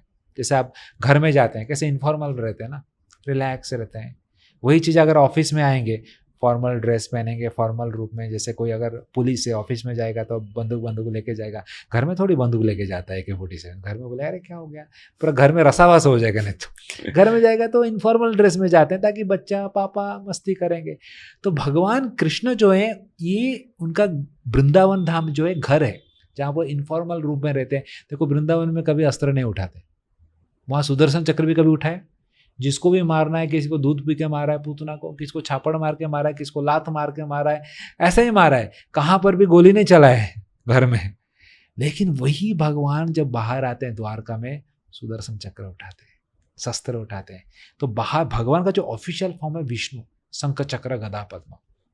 तो इसलिए जो 8वां अवतार माना जाता है, हमारा 10 अवतार स्तोत्र का देखेंगे तो जयदेव गोस्वामी का 10 अवतार स्तोत्र है, जो उन्होंने 10 अवतार को लिखा है भजन के द्वारा, बहुत सुंदर लिखा है। जैसे हमेशा बोला जाता है, किसी भी अवतार को लेंगे, तब कर कमल वरे, नरसिंह देव के बारे में स्तुति कर रहे हैं, जय जगदीश हरे, केशव धृत नर हरि रूप, जय जगदीश हरे। वही केशव कौन है? केशव कृष्ण। कृष्ण केशव धृत नर हरि रूप, हे केशव, हे कृष्ण, आपने नर हरि रूप लिया, जय जगदीश हरे। केशव धृत मीन रूप, जय जगदीश हरे। केशव धृत सुकर रूप, जय जगदीश हरे। तो उसी प्रकार बलराम जी का आता है, केशव धृत हलधर रूप, जय जगदीश हरे। हलधर कौन है? हल को जो धर करते हैं बलराम जी, उनका जो शस्त्र है हल है, प्लाव, खेती करने का। ये 8वां अवतार माना जाता है, जयदेव गोस्वामी रचित 10 अवतार स्तोत्र, जो कि ऑथेंटिक है हमारा शास्त्र में से। तो वहाँ पर वो बोलते हैं कि 8वां रूप में बलराम जी के रूप में कृष्ण आते हैं। और हाँ, द्वापर युग में बोला जाता है लक्ष्मण जब आए थे ना, वही लक्ष्मण जो है बलराम जी वही। लक्ष्मण जब आए थे, लक्ष्मण जी बोले कि अरे छोटा भाई होके बड़ा परेशानी हो गया यार, मुझे ही बोलते हैं सीता का अग्नि परीक्षा लो, मुझे ही बोलते हैं सीता को जाकर वनवास में छोड़ के आओ, अरे किसको करने का इच्छा होगा ये सब करने के लिए। तो लक्ष्मण जी ठान लेते हैं कि अभी आऊँगा तो बड़ा भाई बन के आऊँगा और ये सब नहीं करूँगा। तो इसलिए लक्ष्मण जी जब बलराम जी के रूप में आते हैं, बड़े भाई के रूप में आते हैं, ताकि ये सब लीला। यहाँ पर कृष्ण को भी फटका देते हैं कभी कभी, अरे कान्हा क्या कर रहा है, ऐसा नहीं करेंगे। तो बोले हाँ दाऊ जी ठीक है, करता हूँ। ये अलग अलग रूप है, लेकिन हमेशा सेवा भाव भी है। बड़े भाई के रूप में भी आए, लेकिन कृष्ण का सेवा करने के लिए आए। कृष्ण का कभी कभी कसरत होता था वृंदावन में, कृष्ण थक जाते थे तो कृष्ण का पैरों को प्रक्षालन करते थे बलराम जी, बड़े भाई होके कृष्ण का सेवा ही करते थे, और हमेशा कृष्ण को रक्षा करने के लिए खड़े रहते थे दाऊ जी। तो इस प्रकार ये 8वां रूप में बलराम जी के रूप में आए भगवान। अभी तक के जो हमने रूप देखे हैं, तो सब में एक उनके पुराणों को लेके या फिर हमारे चारों वेदों के लेके वो रूप बने हुए हैं। लेकिन जो 9वें अवतार है गौतम बुद्ध, उन्होंने पुराणों को बाहर निकाल दिया था कि मैं पुराणों को नहीं मानूंगा, मैं अपना धर्म निभाऊंगा, बुद्धम शरणम गच्छामि। तो ये मंत्र से धर्म, हाँ, हिंसा परमो धर्म, तो ये मंत्र देके वो आगे चले। तो ये ऐसा क्यों हुआ है? देखिए ये कलयुग का प्रभाव है, अपना टाइम अभी आ गया। ये कलयुग में ऐसे ही होता है, सब क्या करेंगे कलयुग में। कोई देखिए कलयुग जब शुरू होता है, लोग पुराणों का गलत इस्तेमाल करना चालू किया। जैसे पुराणों में अगर लिखा गया है अश्वमेध यज्ञ, गवालंब यज्ञ, अश्वमेध यज्ञ मतलब क्या है? घोड़े को खाने के लिए नहीं मारते थे। जो घोड़े का बलि दिया जाता था, उसमें जो यजमान है, जो ब्राह्मण है, जो मंत्र उच्चारण किए हैं, वो मंत्र सही में काम किया है कि नहीं, वो परीक्षा होता था। और घोड़े को जो बलि दिया जाता था, अगर सही में उच्चारण हुआ है तो तुरंत वो घोड़ा क्या होता था, मनुष्य का शरीर मिलता था वहां पर on the spot. That means success. नहीं मिला मतलब सब ब्राह्मण को दिखा रहे, भाई महाराज क्या हुआ। तो ये परीक्षा होता था वो ब्राह्मण का, तुरंत ऑन द स्पॉट परीक्षा होता था, इसलिए वो बलि दिया जाता था, खाने के लिए नहीं दिया जाता था। और ऐसा घोड़े को मारा जाता था जो कि बूढ़ापा में है, वृद्ध अवस्था में, अभी मरने ही वाला है, तो उसको मारा तो मनुष्य जीवन मिला तो अच्छा ही है ना। लेकिन कलयुग में क्या हुआ, लोग इसका गलत फायदा उठाने लगे। बोले हाँ यज्ञ कर रहे हैं, उस यज्ञ में बकरी को मारा, मुर्गी को मारा, सब मारा, और यज्ञ कम और नॉनवेज खाना ज़्यादा चालू हो गया। ये नॉनवेज खाना सब इधर से चालू हुआ। सब यज्ञ के हवन के नाम पे इतने सारे जानवरों का हत्या करते थे, मारते थे सब खाने के लिए। बस बोलते ना हवन के नाम पे खाने के लिए सब चल रहा था, नाम है वही लेकिन काम ही है। तो जब बुद्ध जी जब आए, देखे कि ये कलयुग में चल रहा है, तो बोले ठीक है गलत काम कर रहे हैं। तो उन्होंने क्या किया, ठीक है ये शास्त्रों को मैं नहीं मानता हूँ, अभी सबको एक एक को कितना सिखाएंगे। बोले शास्त्रों को ही हटा दिया, वेदों को हटा दिया बाद में। बोले कि अहिंसा परमो धर्म, उनका एक ही अहिंसा करना ये सबसे बड़ा धर्म है। अगर भगवान को पूजा करते हो तो भगवान के जीवों को तो मानो, उनके संतानों को तो रेस्पेक्ट करो, उसको मारोगे तो कैसा भगवान को तुम पूजा करते हो। अहिंसा परमो धर्म, बुद्धम शरणम गच्छामि, मेरे शरण में आओ, मैं सबको धर्म सिखाता हूँ, अहिंसा करो, दूसरों को हानि मत करो, दूसरों को नुकसान मत करो, बी वेजिटेरियन, नॉनवेज मत खाओ। ये धर्म था बुद्ध जी का, और इसीलिए उन्होंने शास्त्रों को हटा दिया था। लेकिन बुद्ध जी करने के बाद कुछ ही दिनों में शंकराचार्य आ गए, और शंकराचार्य ने देखा, देखो पहले लोग इतना गलत काम कर रहे थे, देखो किस प्रकार सिस्टमेटिकली भगवान फिर से लोगों को अपलिफ्ट करते हैं। बुद्ध ने शास्त्रों को हटा दिया था, अहिंसा, लोगों को वेजिटेरियन कर दिया था, अहिंसा परमो धर्म। शंकराचार्य ने आए, बोला अरे शास्त्रों को कैसे हटा सकते हो, शास्त्र तो 4 वेद हमारा ही है ना, सनातन धर्म है, ब्रह्मा जी से निकला हुआ है। तो उन्होंने शास्त्रों को फिर से लेकर आया, शास्त्रों को फिर से इंट्रोड्यूस किया। बोले कि देखो तुम जो गलत कर रहे हो, ये भौतिक संसार मिथ्या है, जगत मिथ्या ब्रह्म सत्य, ये शंकराचार्य को टैगलाइन था। जगत मिथ्या है, संसार मिथ्या है, माया है, क्या सत्य है, भगवान सत्य है। तो हमको भगवान के पास जाने के लिए जो भी चाहिए उसको फोकस करना चाहिए, और ये अहिंसा पालन करना भी अच्छा है बोल के थोड़ा अपग्रेड किया। लेकिन शंकराचार्य बोलते थे हमेशा माया कि जीव भगवान का भी भक्ति करके भगवान बन सकता है, ये बोलते थे शंकराचार्य, जिसके कारण लोगों को बहुत अट्रैक्टिव लगता, अरे हम भी भगवान बन सकते हैं, चलो चलो चलो वेद पढ़ते हैं, कैसे भगवान बनेंगे। तो सब लोग वेदों को एक्सेप्ट किया, और थोड़े टाइम के बाद माधवाचार्य, रामानुजाचार्य, चैतन्य महाप्रभु ये सब आए वैष्णव संप्रदाय के, और उन्होंने बोले कि अरे जीव कभी भी भगवान नहीं बन सकता है, जीवेर स्वरूप है कृष्णेर नित्य दास, हम भगवान के दास हैं और हमेशा दास रहेंगे, हम कभी भगवान नहीं बनेंगे। तो इस सोच रहे हैं ये सब कनेक्टेड है। कलयुग के लोग के लिए कितना चपाती बेलना पड़ता है, देखिए पापड़ बेलना पड़ता है कलयुग के लोग को अपग्रेड करने के लिए। ऐसा करते करते अभी का जो टाइम है द बेस्ट टाइम। यहाँ पर हमारा सनातन धर्म देखेंगे, 4 संप्रदाय, श्री संप्रदाय, ब्रह्मा संप्रदाय, विष्णु स्वामी संप्रदाय, निम्बर्काचार्य संप्रदाय, कितना सुंदर प्रचार हो रहा है अभी चारों तरफ, ये वैष्णविज्म स्प्रेड हो रहा है भगवान का भक्ति करने का। इस प्रकार ये कलयुग में बढ़ रहा है धर्म आगे। इसमें सबसे आखिर में आता है कल के अवतार, Yes, जो the अभी most होने awaited. वाला है, मोस्ट अवेटेड Yes. और उसको काफी टाइम है। उसके ऊपर मूवी भी बन गया हाँ कल करेक्ट। की, और आगे का भी बनने वाला है सेकंड एपिसोड। तो ये जो कल की अवतार है, ये कल की अवतार क्या कृष्ण का अपग्रेडेड वर्जन है? देखिए भगवान का ये शास्त्र में वर्णन किया है, कल की पुराण भी है बाय द वे, और ये पुराण पढ़ेंगे तो कल के अवतार के बारे में इतना डिटेल में लिखा गया है। भविष्य पुराण है, उसमें भी पढ़ेंगे तो कल के अवतार में वर्णन आता है। भागवत पुराण में भी आता है, श्रीमद् भागवत पुराण के 12वें स्कंद में आता है कि सत्ययुग, त्रेतायुग, द्वापर युग, कलयुग, कलयुग सबसे अंत रहेगा। और कलयुग अभी देखो, अभी एटलीस्ट धर्म है, मैं हमेशा बोलता हूँ सत्ययुग में 100% धर्म, 0% अधर्म।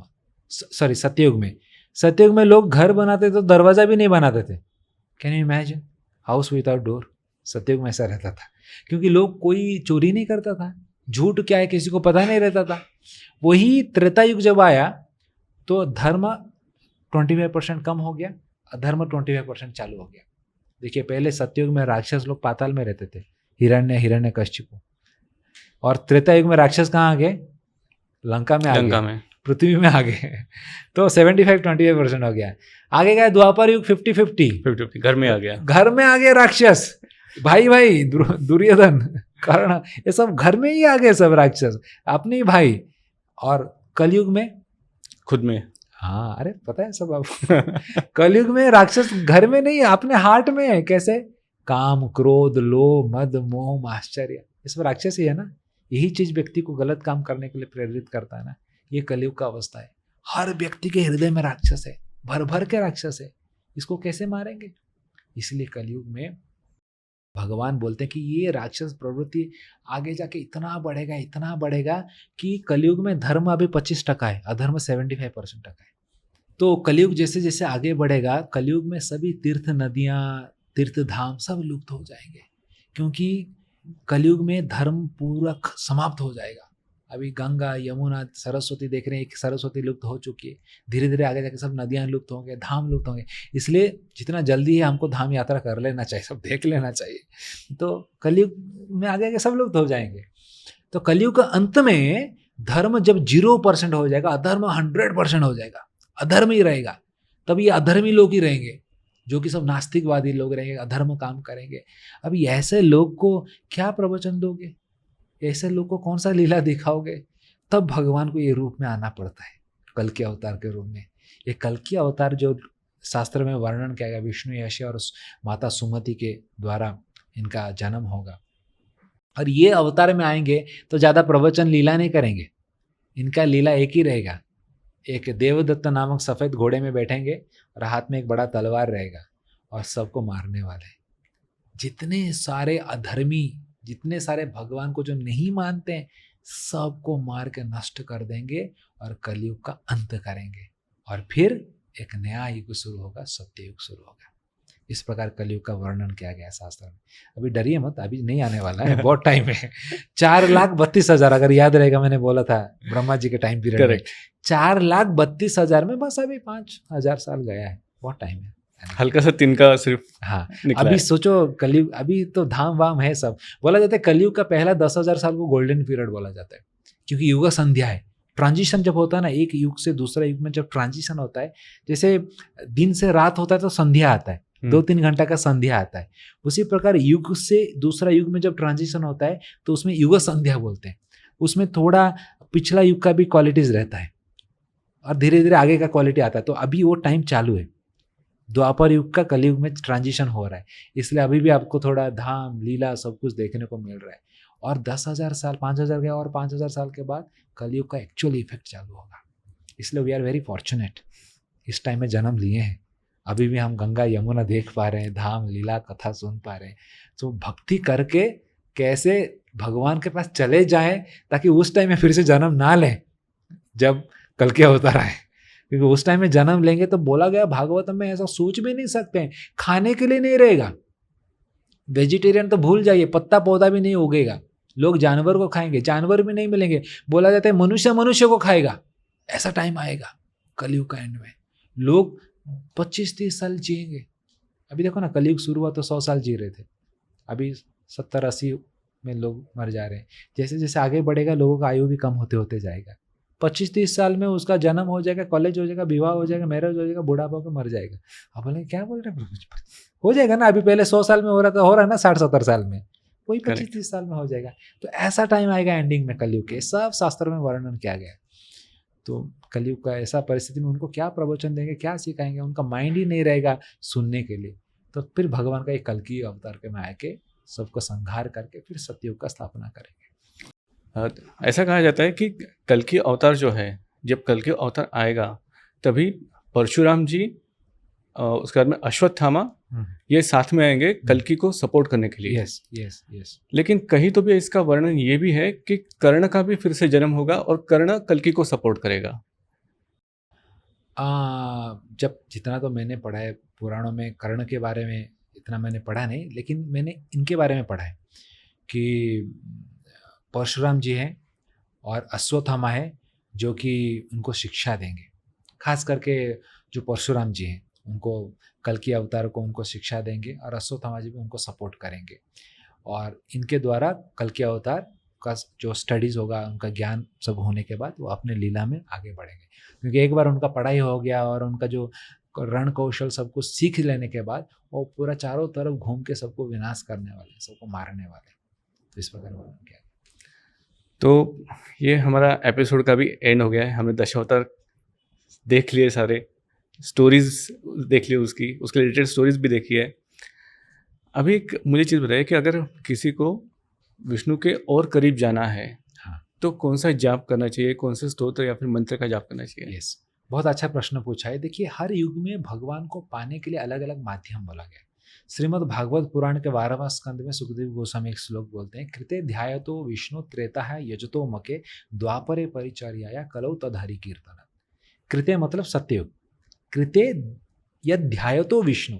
सत्ययुग में लोग 1,00,000 साल जीते थे, 1,00,000 ईयर, 40-50 हज़ार साल घर गृहस्थी करते थे और फिर 50-60 हज़ार साल जंगल में जाके ध्यान करते थे। कृते यद ध्यायतो विष्णु, ध्यान करते थे। इसलिए देखो, हिरण्यकश्यप भी जाके ध्यान कर रहा था, सत्ययुग का टाइम का था ना, राक्षस था फिर भी पता था रास्ता क्या है, और भगवान को, ब्रह्मा जी को प्रसन्न किया था। ये सत्ययुग में किया जाता है। कृते ध्यायतो विष्णु त्रेताया यजतो मके, त्रेता युग में यजतो मके, यजतो पूजा करना, मके मतलब यज्ञ, हवन किया जाता है। इसलिए देखिए त्रेता युग में लोगों का 1 लाख साल से टाइम हो गया 10,000 साल जीते थे, और भगवान का यज्ञ करके संतुष्ट करते थे। इसलिए देखिए रावण भी बहुत चालाक था, राक्षस था, यज्ञ किया था ना, हवन कुंड में एक एक सर काट के डाल रहा था, ध्यान नहीं, यज्ञ किया था, क्योंकि वो रेकमेंडेड प्रोसेस है, तो वही करता था, तो उससे उसको ताकत मिला। हाँ। दशरथ महाराज भी यज्ञ करते थे, पायसम मिला। राम जी भी यज्ञ करते थे, सीता माता को भेज दिया तो सोने का मूर्ति रख के करते थे, क्योंकि वो उस समय का पद्धति था भगवान को प्राप्त करने का। द्वापरे परिचर्याया, द्वापर युग जब आ गया तो भगवान का परिचर्या, अर्च विग्रह का पूजा करने का कॉन्सेप्ट स्टार्ट हुआ।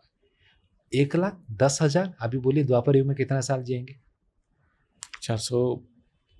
4 लाख 1 लाख 35। से 10,000 हो गए, 10%। 10,000 का 10% 1,000, तो वो 10% लॉ में कम होते होते जा रहा है। तो द्वापर युग में लोग 1,000 साल जीते थे, अर्चा विग्रह का पूजा चालू हो गया। और द्वापर युग के बाद कलयुग कितना साल जिएंगे? 10% 1,000 का 100। 100 करेक्ट। कलयुग जब से शुरू हुआ है 100 साल लोग जी रहे हैं, और अब कलयुग जैसे जैसे बढ़ेगा 100 का कम होते होते जाएगा। बट बिगिनिंग वाज द, अभी हम दादा परदादा देखेंगे, वो लोग जीते थे 100 साल, 90 साल, 95 कॉमन था।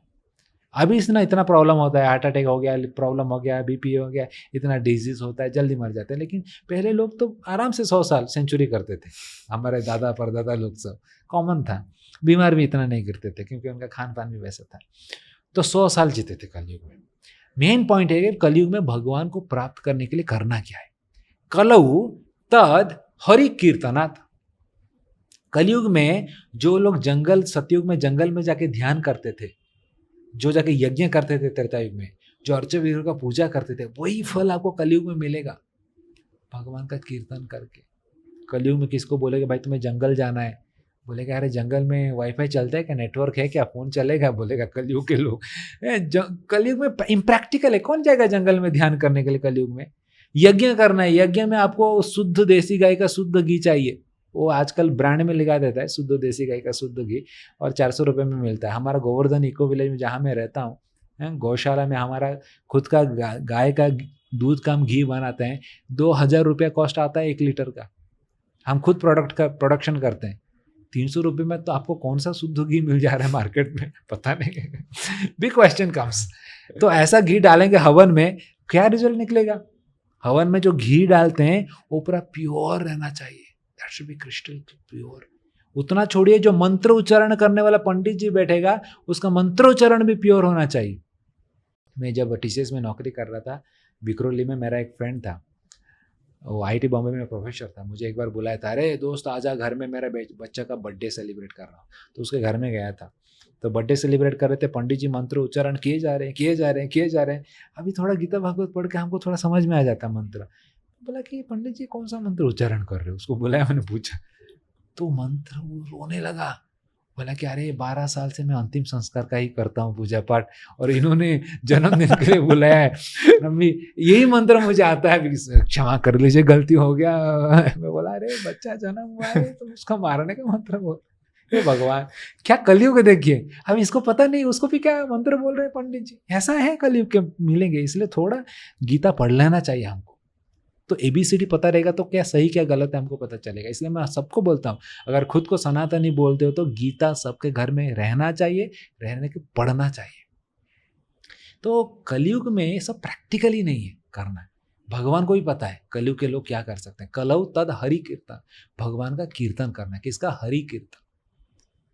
तो कौन सा कीर्तन करना है ये भी लिखा गया है कलिसंतरण उपनिषद में, इति षोडशकम नामना कलिकल्मषनाशनम नत परतर उपाय सर्ववेदेषु दृश्यते।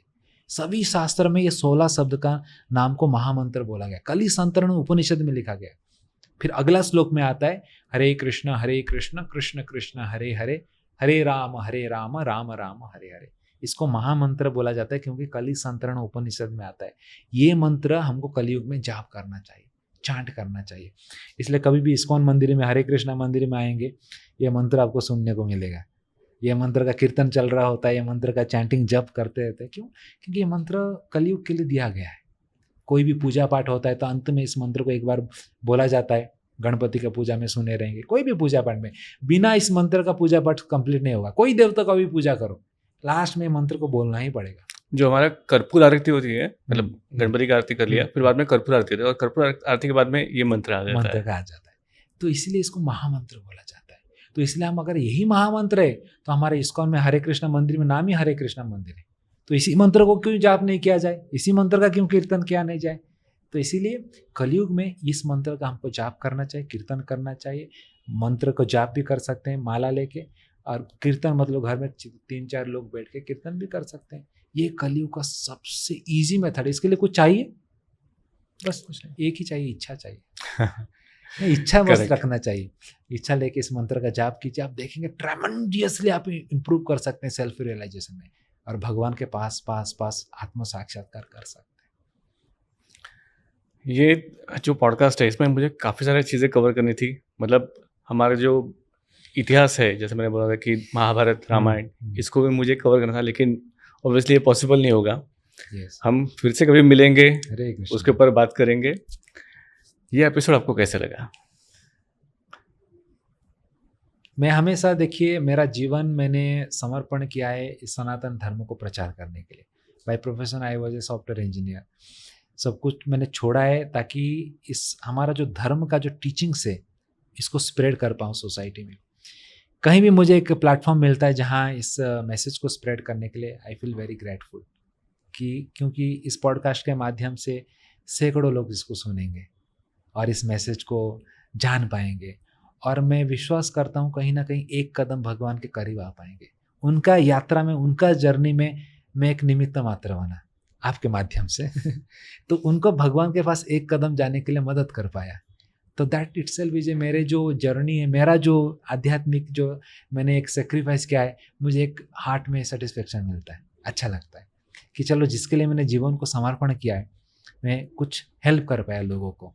तो ऑब्वियसली ये आज के सोशल मीडिया का ज़माने में या पॉडकास्ट के माध्यम पर जो हमारा सनातन धर्म का टीचिंग्स लोगों के पास पहुंच पाएगा, इसलिए मुझे हृदय से बहुत एक संतुष्टि मिलता है, अच्छा लगता है।